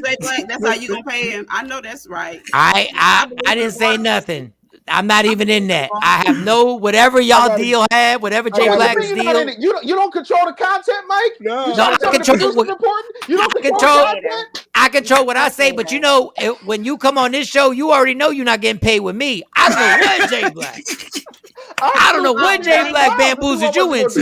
I was trying to get up to that conversation myself. Hell yeah, y'all better call Jay Black. Cause let me tell y'all right now. Michael Shawn is all. I don't know. Y'all better get ready to. Y'all No, you better don't need a ready. business plan. Please Well, stop I with the actually want to business plan sponsor the stuff. show. That's what I want to do. Dave said you don't need a business plan, Stop with the Marcus. business plan stuff. You know what a business plan is? A business plan is a I've set been in of business for papers 3 years that and I've says, never had a "Please, business sir, plan. can you give me money?" And the answer is no. They will give you money for a student loan. They will give you money to go buy a car to depreciate. They're not going to give you the money to execute your business. You will never get the means of freedom from the people who choose to oppress you when they profit off of your oppression. Stop with the business plan. Start doing the work. In honor of action, and I want everybody to understand there are no limitations. That means when you're having sex, you can still put it in the butt. I know you're supposed to put it. He always finds a way to work that in the show. Always. That's why I'm scared to have certain people on. When you said butt hurt earlier, I was Figure out a waiting for way. you to say something. That's the term. Yes, Kelly J. Yes, inbox me. Anybody that want to come on Friday, inbox me. Don't let the white man stop you. Oh, can I come back on Friday? No, we having a guest or a listener, any support. Damn, son, did you just tell her no? Damn. No, I'm just. She's here every Wednesday. He's doing the work of the oppressor. Oh my! Your nurse said, "Is there anywhere I can stop by on Friday?" He said, "No, no, not that." Meaning for them, she's always welcome. She want to come every day. No, motherfucker, you said no. We love it. He said no off the gate. No, he said no off the bus. I was saying no. Can't let me get back on. Y'all didn't let me finish. I was saying no. That's what I'm not talking about. That's what I was saying. But yeah, but Dave, I want to get with you though, Dave. I think you have a lot of knowledge, Dave. If you can help a lot of people, help our people, better themselves, generational wealth, and build all that. We really need you. Blow your mind. You can do all that for free. It would be much appreciated. But here's the thing, right? I went out and I went and acquired a finance company that will approve absolutely everybody. I scaled down my $50,000 program to an $8,000 program, and then with that $8,000, you'll get approved. You'll make monthly payments, right? That are low interest, that are absolutely there for you. You know how many applications I got since I launched that program? 2. How many? 4. It's an $8,000 program.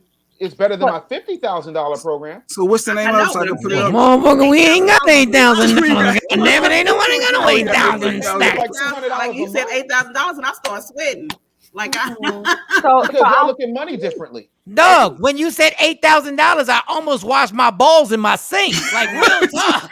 Listen, I don't understand how. But see, that's why his program is $8,000 because he said he ain't washing no more balls. Not again. I went back to that quick trip when I flew down to see Mike. I went back to that quick trip and I saw a white guy working at the quick trip. That was the first thing that freaked me out. The second thing was like, yo, do you realize I used to wash up in this gas station sink? He was like, for real? I said, yeah. He was like, wow, what do you do now? I said, I'm a millionaire. Did you say pause after you told him? Did you say pause after that? I told him I washed up. I didn't talk about my balls. Mo, what do you want to say, Mo? Go ahead, Mo. No, wait, on that note, real quick. Jay, let Mo talk. She's had her hand up for like 4 minutes. Black women. Jay Black. Go for Mo. I'm sorry, Mo. That's all right. Anybody who has a little melanin in his skin, he oppresses. It's okay. So, Jay Black doesn't like brown girls. You foul. They gotta be like bright. Mo, what's your point, Mo? Let's go. What's your comment? I feel something good. Don't Stop rush that. me. That's don't not rush true. me. It's not true. I'm just gonna say for your academy and for your program, Dave. That's just another way of, like you said, a different mindset, because we'll go and take out a student loan and fail a whole semester of classes and throw money to the bricks for something that's not going to have a high return. So I think that $8,000 is minimal and nothing when it comes to, you get on my nerves. It's minimal and it's nothing when you're talking about investing in yourself and investing in your future. So I'm glad that you have that out there. Like, that's what people don't understand. Wait, Dave, real quick, because Hurt 412 said, "Damn, Dave, too. It seems that every success story has a homeless chapter," which is true. Well, not for me, but everybody else, yeah. No, but you had there's a rock bottom. You had some level of rock bottom.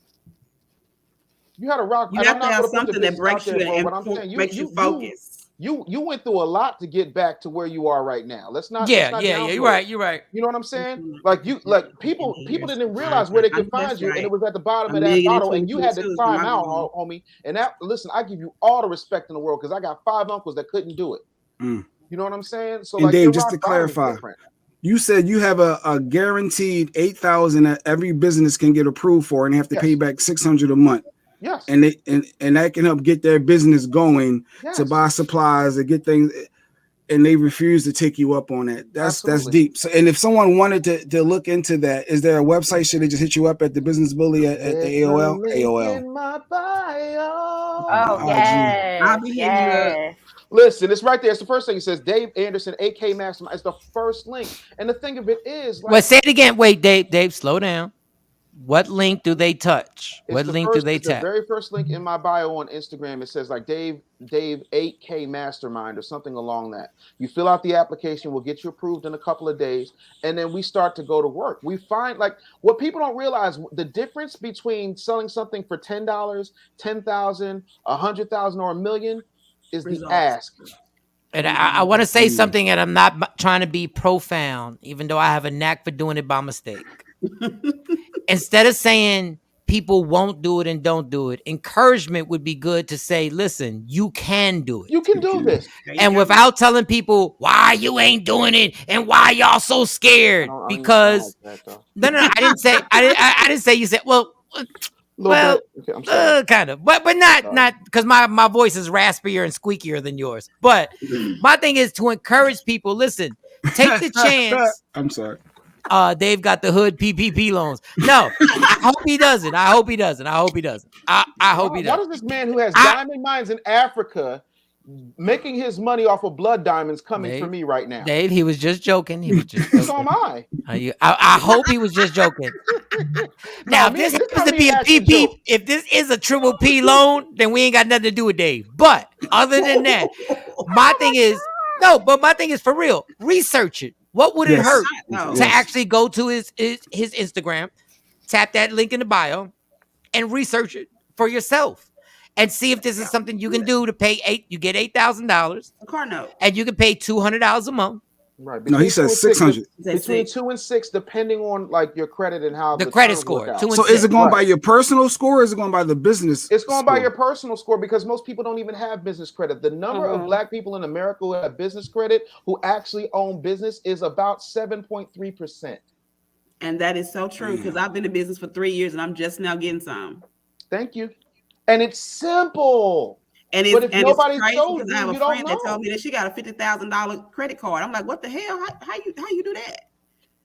So she goes, show me how to do that. And that's one thing that we have to do as Black people. When we find out stuff, we need to either set up a program where people can learn and we can teach it to them, or we can tell them to our friends. Well, we're the biggest information hoarders, though. I mean that's just the no, Dave share. Well, speaking of whores, no, I'm just playing. Listen, there was somebody on IG Live. What is that? What is that? Jay Black is. So what can I get for $5? No, the one who said I want to do. He said I want to do something, bro, but don't know what to do. Really frustrating. Give me some game. But what do you want to do? Like you got to give us some details. For the rest of your life, and would not feel like work. That's the question you should ask yourself. What would you want to do for the rest of your life and then not feel like work? Once you figure out what that is, to get the rest is the thing that I want to do for my life is what I'm doing right now on the show: motivate, educate, inspiring people. I probably want to have a threesome with 2 bad bitches. You've done that, Mike. I was there. You're gonna have I've one seen time you do that. But 1997, we're not gonna act like never mind. It didn't have like it didn't have. Oh no, but I want to be sober. I want to be sober doing it so I can actually perform. Like, but Dave, the biggest hurdle I think people really is scared to take is the second bitch. The biggest hurdle is always the second bitch who really ain't as happy as the first one. Like she's always the one talking about I'm hungry. Give your attention to first is going to be the enemy at the end of the night. Because people are scared to fail. They're scared to go out on a limb to follow their passion. All right, they don't know where to start. They don't know, like, when you're starting off, like that fear is real to get something going. And it doesn't have to be perfect. The people around them. But here's the thing. I'm gonna tell you, every time I start, the mamas, the daddies, to tell you to get a job. Because when I told I wanted to start my own clinic, my daddy called me crazy. He said, "You are the most educated person in our family. You make 6 figures. Why would you quit your job?" I said, "Because in my job, I can never make 7. Right. That's great. What do you say Mo, send the things so I can put you on the Instagram Live because I want to keep everybody on here for your allegedly. Go ahead, Jay Black. No, I'm saying, Dave, people saying that's facts what I just said. So what do you say to those people? How do you get them? You said something that was facts? No, he asked. Listen, a broke clock is right twice a day, Michael Shawn. We went over this last week, bro. Here's the thing. Good You're absolutely right. Was it is just scary. 1991 fact? Look, I'm Action. You're a hater. In November honor of my man 1991. We're not going Action. back there. Action, you got me in comedy mode. You got me in comedy. Go ahead, Dave. Go ahead, All right, Dave. I'm gonna try. Here's the thing: like, you got to do it anyway. But here's the thing: y'all aren't Not just in afraid to fail. 1991. Not just not November 91. You're not afraid to fail. You're just afraid that when you fail, it's on you. Because here's the truth: Americans, let's take black people off the table. All Americans who matriculate in college, 73% of the people who graduate from college are not doing what they majored in. Exactly. Right? 92% of those people have some sort of student loan debt. Out of that student loan debt, 58% have it where it's debilitating. So you've already taken a bigger risk. Not to mention, if you start a business, what you're not realizing is that's tax deductible because it goes under the continuing education clause. But because you don't read the tax codes, you don't understand that. And the thing of it is, what you're really saying is you don't want to bet on you because everybody around you has told you that you ain't going to be shit. Well, they told you the same thing. Dave, or they don't want to do the work. Yeah, that's the thing I'm telling you about right it. now, People this don't is want work. to do the I'm not a work. miracle worker. I'm not Will Smith. I'm not going to paint myself blue and call myself a genie. Exactly. You have to do the work and you have to follow instructions. If you're not willing to do that for me, like you did it for your teachers, like you do it for your boss, you know, like you did it for your mama because you love your mama's opinion more than you love your own success and your mama's going to die one day. Hey, guys, but you can do it. guys. Once again, let's encourage. You can do it. You can do it, exactly. The thing about that, Shawn, is people have to know what the issue is. Yeah. Like a lot of people don't know why they're stuck. They're What up, stuck D-Lee? because once you identify What the up, D? problem, once you figure out where you're bleeding from, Yeah. you can heal it. And understand, fear is only something that you create into reality. But I know it's tough because fear will have you frozen and you won't make a decision, which means you made a decision. All right, listen. My auntie always tells me something. She says fear and faith can't occupy the same space. Facts. Yeah, because if you got faith, then you got to eliminate fear. Yeah, I'm nowhere near doing what I studied in college, and it's all good. It's all good. Like we gotta stop saying stuff like I'm not doing what I went to college for. Fuck it, but you went, and now you're in a different place. Right. I'm only assessing the risk when we're talking about risk. And when you're talking about college degrees, what a college degree basically gets you is saying that you'll always have a job because, right? Even McDonald's now, they're asking, do you have a higher level of education? Do you have a high school diploma? Education you need. What education you need? What degree did I get in You know how to Burger Flip? operate Flippy and fix Flippy when And it goes operate down. the fry machine. You may be overqualified. So damn it. Y'all don't it know just about means Flippy, that you'll always have a job. What it also means to an employer is that you're adaptable to change. Because most people who've never had formal education, they are stuck in their ways. If you take, for example, somebody who's been on their job for 30 years and now technology comes in and changes it, they're like, well, I've been doing this way for 30 years. It worked all this time. Why we got to change? People who have been formally educated, they're used to change. So that's the difference. So I really want to dispel everybody who says, oh, you got to go to college to be something. You have to go to college to be successful. Yes, it is success, but it doesn't define your success. That's true. But if you want a good threesome, them college campuses are amazing. Them college campuses are flooded. Everybody's experimental rat over there, boy. College campuses. Single beds, not them single mattresses. Oh my!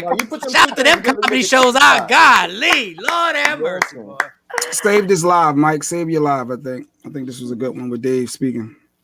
Yeah, but I don't know when I save it. Like I try and save it and put it somewhere, and then I don't know where it goes. That sounded like a threesome. Jesus, that sounded like a threesome. I put it somewhere, didn't know where it went. All right, Mo, can I get you on? Did you send send me the things I can do? Because I would like to keep everybody on here because I want everybody's opinion on allegedly.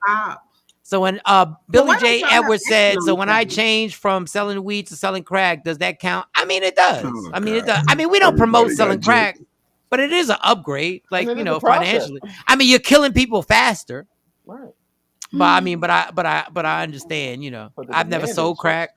You're gonna have to let me inside the club. All right, let me see if you're on my guest list for real. Let me see. Is Mo here? I don't see you, Mo. I mean, every time we start talking about, I know, but the problem is, this is what happened in real life. You would wander in the club, you'd wander around at the club, and then we'd lose focus. But you got to stay with us. You got to stay in the DJ booth. There we go. I'm in the DJ booth. Are you in the DJ booth? Yeah, IG. I'm in here. I'm in here. It goes to my photos, but every time I save it, it never goes to the photos. But I'll save it. Yeah, post it to IGTV. There I am. There I am. All right, ladies and gentlemen, this is a special. Nurse, do you got to go? You can chill. I can chill for a few more minutes. My first patient is not till 10. 10. Okay, all right. She definitely, and you know what? We'll be out of here in less than 10 minutes. All right. So listen, the stories that you're about to hear may not be factual. They're all alleged. So y'all give it up for Sexy Mo with allegedly. Sexy Mo with allegedly. Let's go, baby. Let's go. Talk about keeping your foot on the black and brown man's neck. I'm gonna stick with the theme, Michael Shawn. There's another video game that's coming out for all you gamers. I don't approve of this. They're saying that it's like Grand Theft Auto on steroids. It's called True or Die Chirac. And so it's the objective of the game is that you become a gang member. You sell drugs. You got guns, sex. You rob people. And they say it shows the real streets of Chicago. They said that it's a real, like a realistic video game. It's so real that like the gang members fight over real turfs that are going on right now in Chicago. So again, here we go. Oppressing I would love to joke about it, but God, it's so despicable, man. Yo, but my whole thing is, where's the outrage for what's really happening in Chicago and how it got that jacked up? Right? Because let's not go over it. Like everybody likes to leave it on Lori Lightfoot, but Rahm Emanuel left the Obama White House to run and win for mayor and turn Chicago into a cesspool worse than it already was. Right? So you got all these Democrats in there, tearing up Chicago, people dying, people getting shot for knocking on doors, all kinds of craziness, people getting kidnapped and forced to walk a mile away from their car, lungs and eyeballs and everything missing. Yeah. Like, where's the damn a video game? Why is it so true to life? Yeah. And what you're saying is totally correct. The only problem is when you do these video games and stuff like that, they understand that now these kids are getting gripped in the streets, and then when they come home and they're 8 years old, they come home out the streets, and then they come home and they play a game that is just exactly what they saw in the streets. And or they watch on a movie though, so you can say a movie's all the same. You parent your own kids. That's what they're going to say though. Wait, say it again, Jay Black. They're going to say it's no different than a violent movie, a violent TV show. You watch Squid Games, you're getting popped in the head, right? So you watching all of this stuff. So what's the difference between a video game? You need to, as a person, as an individual, separate that fantasy or that non-reality from the real deal. So how is that worked out? Well, to each his own. Every individual is different. I mean, asking you, how's it worked out, factual guy? How's it worked out? No, I'm just giving you what the other opposing argument will say. I'm just asking. I'll say this, just as being, if you're playing the game, say your 12-year-old kid is playing the game. Now you're actually giving them the option to be, to be invited into this culture and to be a player. So which means I'm choosing how I'm navigating through this game. You're basically influencing them. This is kind of like a test drive of being a gang member. I like this. I can kill this many people. I can sell drugs. I can do this. And sometimes it transcends into real life. So that's one of the biggest problems I have with a game like this coming out that literally gives them the test drive to their neighborhood and being a menace to their neighborhood. Any parent that buys that game need to ask for. But the problem is the person that's gonna get the game for the kid, because there's no generational gap, is in the same mentality now as the kid. Like I always said it, and Jay was there when I was doing comedy and doing a joke. When the parent and the kid knew the words to the song on the radio and they both sang the song, that's when we had a problem. Because we're both singing the same ratchet ass song. There was a gap between me and my mom. There's a reason why my mom wasn't supposed to be listening to the same songs I was listening to, because she was supposed to tell me, that's crazy what you're listening to right now. And I'm going to keep telling you that that's nuts what you're listening to right now. And what they're saying is maddening. Now, both of the parents are doing twerk videos on TikTok. Right, together. Together. They got the one girl on Instagram who had her like 9-month, or maybe she was like 1 or 2 years old, on the pole, spinning on the pole in her pull-up. I saw the one with the little Yes. boy. I saw the one with the little boy spinning on the pole, right? DL Hughley had it. He posted it. Right. And you know what's funny? My thing was, she don't even know what she's doing is wrong. So the effects of, and I mean to pick on Jay, but me and Jay have this conversation about hip hop. You can't separate how influential this stuff is to us. Well, It speaking means of hip-hop, everything to us. What? Speaking of hip hop, Michael Shawn, I reported to you yesterday that Tyga Tomato, he actually officially turned himself in. He was arrested yesterday and released on a $50,000 bail. He turned himself in for domestic violence. Now, I told you the girl, his ex-girlfriend, came to his house in the wee hours of the morning, intoxicated. And so he decided to let her in so that they can talk. And a fight ensued. She called her mother. Her mother took her to the police station, called LAPD, and they saw visible signs of physical violence or marks on her. So they arrested him. Of course they did. To all my young men out there, no matter how good that coochie is, no matter how fat that ass is, Don't let them in. no matter how cute she is, at let 3 them in. o'clock in the morning, do not let her in the house. No, they're like vampires. They cannot come in unless you invite them. You can't. And I know it's damn near impossible. In my Batman voice, they will arrest you. So now You will go to jail. So herein lies the problem. I can't call Robin. I can't call Robin. Robin can't help you either. I'm not wearing hockey pads. There There's isn't nothing a I can witness. do. There's no witness to this crime. It's only Becky's word against Tigger's. And so she has taken to social media. She's taken to social media. She's gone on social media and basically shown a black eye. So of course people are going to say, "Oh, he hang out with Chris Brown, so we know what he's about." Guilty by association. So they're Don't already let Chris pinning Brown this. go to court. Whatever you do, don't invite Chris Brown to court. They're Tiger. already pinning this on him and saying that it must be true, that it doesn't matter if she came to his house at 3 o'clock in the morning. It doesn't matter if she was intoxicated or if she acted in a belligerent way. The fact that, he put his hands on her. Hey, Tiger, where the hell was your cell phone at? Why ain't you video this? Like, y'all are the biggest Instagram trolls in the history of the world. Tiger, Soldier Boy, don't you have security cameras that can give us the footage of what really happened? Bruh. I guess he thought by opening the door, her coming in unannounced drunk. I think that he probably thought that he can contain the situation so that, his nosy ass neighbors wouldn't get involved. Who knows? I don't think he was thinking with his big head. I don't think at 3 o'clock in the morning any man is thinking with their big head. Exactly. A woman at their door, ex-girlfriend. Of course, he smashed before, so he's probably thinking, I'm gonna probably lay it down a little bit. 3 o'clock in the morning, she'll shut up, and we'll deal with this in the morning. But that wasn't the case. Or he may have a reputation in the neighborhood, and he was like, I can't have this chick at my door anymore because I've already had problems over here, and these folks next door are causing problems, and you try and get her in to settle things down. Or maybe she's about to break something, and you don't want her by your cars, and you don't want her outside to do something. But Tiger, I don't know how she got the black eye. Now, I can't explain that black eye. Like, I don't like. It could have been a Jody, and what was the girlfriend name? Jody. Remember, she was beating him up, and he just did like this and gave her a black eye. We don't know what happened. We don't know what happened.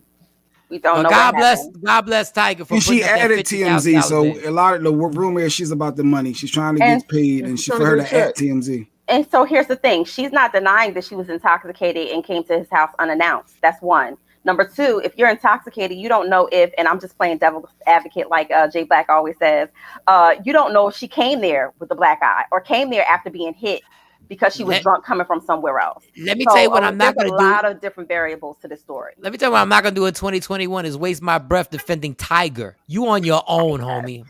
Let me tell you what I'm not going to do. You on your own, homie. I don't have no breath to waste. You're on your. What I'm not going to do is get emotional about Tiger and some injustice that may have happened. Well, speaking about injustice and domestic violence, Michael Shawn, Nicole Brown, sister is speaking out. Yeah, I saw that. She is ripping Kim Mad. K a new one for She her mad. SNL debut. She's not having it. She thought that it was insensitive, and she's really pissed off about it. I don't understand. It was When confusing the to first me. half of the joke was based on basically saying OJ was guilty. Yep. And then the second half was like, but I don't know. No, actually, the first half of the joke, she said her daddy was the person that introduced her to her first Right, black to her man. first No, black I get that. I man. get that. But the That first half murdered was like somebody, when and you. then all you date is black men. That's what was confusing to me. But then she was like, OJ was the first black person I met, and you know when you meet somebody when OJ's the first black person you met, he can leave a scar or Right. two, or maybe none. Or maybe none. I don't know what happened. Like Right. Nicole, if that's the case, you should really be going at every comedian in America because we've all made OJ jokes. Those Like OJ, I the don't OJ jokes have understand been Nicole. flying for But years. it's unfortunate and it's horrible that you didn't get justice. Now I will say that it is absolutely horrible that you did not receive the justice that you deserved on that situation because Listen, man, July 6, 1995, I ran into that woman. Mm. Right. It was my first day at Temple. Are we gonna get And kicked off no, IG right now? no. Let But the me thing of know. it is, she had all of this to say, right, about OJ and the whole nine, but she was promoting a book. Right, like this is what the Brown family has done. And also, can we talk about the fact that Nicole Brown, not not Nicole Brown's sister, but Nicole Brown was a 16-year-old cocktail waitress, right? That everybody knew was a 16-year-old cocktail waitress. Why a 16-year-old is a cocktail waitress is a completely different situation. But they sent her in there so she could snag a baller. She snagged OJ. OJ kept that whole family laced. Yes. Way before he married Nicole. Also, we're not going to talk about the physical and emotional abuse that Nicole put on OJ. They said absolutely nothing about it. We're not going to talk about the physical and emotional abuse OJ put on Nicole, and they sat silently because OJ was paying them. So when this broad rears her ugly head, I get talking that, about Dave. this and the third, I'm good. Everything you said was right, but OJ sliced people's heads off. So stop. Allegedly. Y'all can allege it all you want. Y'all can allege it all you want. Prove it in the court of law. That man wrote a book that said, "If I would have done it." The child support concierge. What you're not gonna do, and he got found guilty in on a civil case. We're not gonna sit here and I'm not once again Tiger. I'm not wasting breath on and defending OJ. I'm not wasting breath on because OJ ain't give a damn about black people his entire career. He's not black. He's OJ. The child support. Not black. He's OJ. Exactly. The child support concierge says why we don't talk about abuse of women and the ease to weaponizing the legal system. Yeah, hey. But what abusive women are we talking about? We're gonna talk about deadbeat moms. It happens all the time. It happens all the time. But how do we get to this? How do we get to this topic? When you're talking about because you made the comment about Nicole Brown and nobody talks about the abuse that that she basically inflicted or brought into OJ's and her relationship. Oh, y'all gonna shut up now. Y'all gonna shut the fuck up now. Y'all gonna stop now on what she did to OJ. That's not what we gonna do. When he beat her up and had her choked up, and he went to her house when they were already divorced. Like we're not, Action y'all. Says if it doesn't fit, you must acquit. We're not gonna do this with OJ. But speaking in of houses, 2021, we're not gonna say the abuse that she brought to OJ. Speaking of houses, Michael Shawn, battle rapper Hitman Holler, his girlfriend Cinnamon got shot in a home invasion. She got shot in the face. He said that he actually had to coach her on what to do at 1 o'clock in the morning. And that was a real serious situation. She got shot in the cheek. It went through the back of her head. Thank God that she's okay. You know, she's okay. She's recovering. But that definitely could have turned out into a different situation. She said she never knew how strong she was until something like this actually happened. And he said, you never, you know, the fear, like the scared, like how scary the situation was, because he had to literally coach her and knowing that somebody was in the house at 1 o'clock in the morning on FaceTime. Oh, that is that. I don't even know how you guide a significant other through something like that calmly, on FaceTime. Like calmly. And that is amazing that he was like, go get the gat. It's in the safe and Jesus. And then obviously he watched her get shot. That is That's the world. I don't even know how would that happen. Hitman, they live in LA, right? They live in LA. Hitman Holler. He's a battle rapper for those who don't know who he is. But does he live in LA? Do you know where he lives? So I don't know if he's on the East Coast or the West Coast. I don't know if this happened on the East Coast or the West Coast. You know, a lot of artists spend their time going back and forth. So I'm not sure if this happened in LA or if it happened on the East Coast. Do y'all have your bank app? Do y'all have a banking app? No segue. Do y'all have a banking app on your cell phone? Yes. Of course. You ever have your balance just pop up for no reason and it pisses you off because you thought it was supposed to be more? That's just That's just a subliminal way for the man to stick it to you, to let you know. Dude, and you know what? You know what I don't like? I don't like when the balance pops up because when the balance going over the clubhouse, I'm telling my you, God, they love you over there. When the balance popped up, right, and the balance is always, for some reason, always like a few $100 more than what you know. So I know that this is like at least $500 off. Yo, let's just end the show, man. All right, I'm gonna go smoke some. Like what the? Like, I know. So you didn't get into Tyrese saying being gay is a choice, and I guess we can get in that tomorrow. We're gonna save that for tomorrow. Say that for tomorrow. He technically didn't say being gay was a. We're gonna save that for tomorrow. As a kid, yeah, he said, but shout out to my man D Lee. What up, D Lee? Like D Lee, we gotta get him back on the show. We gotta get him. We always say it when we see him on it. We gotta get him back. We gotta get him back on the show. I love D-Lee. Sending me this. I did not ask for my balance to come on. I didn't ask. Like I didn't need that. You, that's the way that the man subliminally sticks it to you. I didn't even pay no bills. Like what money? Like I gotta call my fiance. Check the link in Dave's bio, and then you can get that 8,000. You get that loan. The money. I had the money 7 minutes ago. I had the money to do what Dave said. I don't have it now. Everything. You don't need it up front. You don't need it up front. You're paying $600 back. The man trying to keep you down. Something real quick. I want y'all to help me get my 8,000. Go out and buy my book. You don't need to get. You just. How do they get the book? How do they get the book, nurse? It's on Amazon, or you can get it from my website, www.aboveaveragehealthcare.com.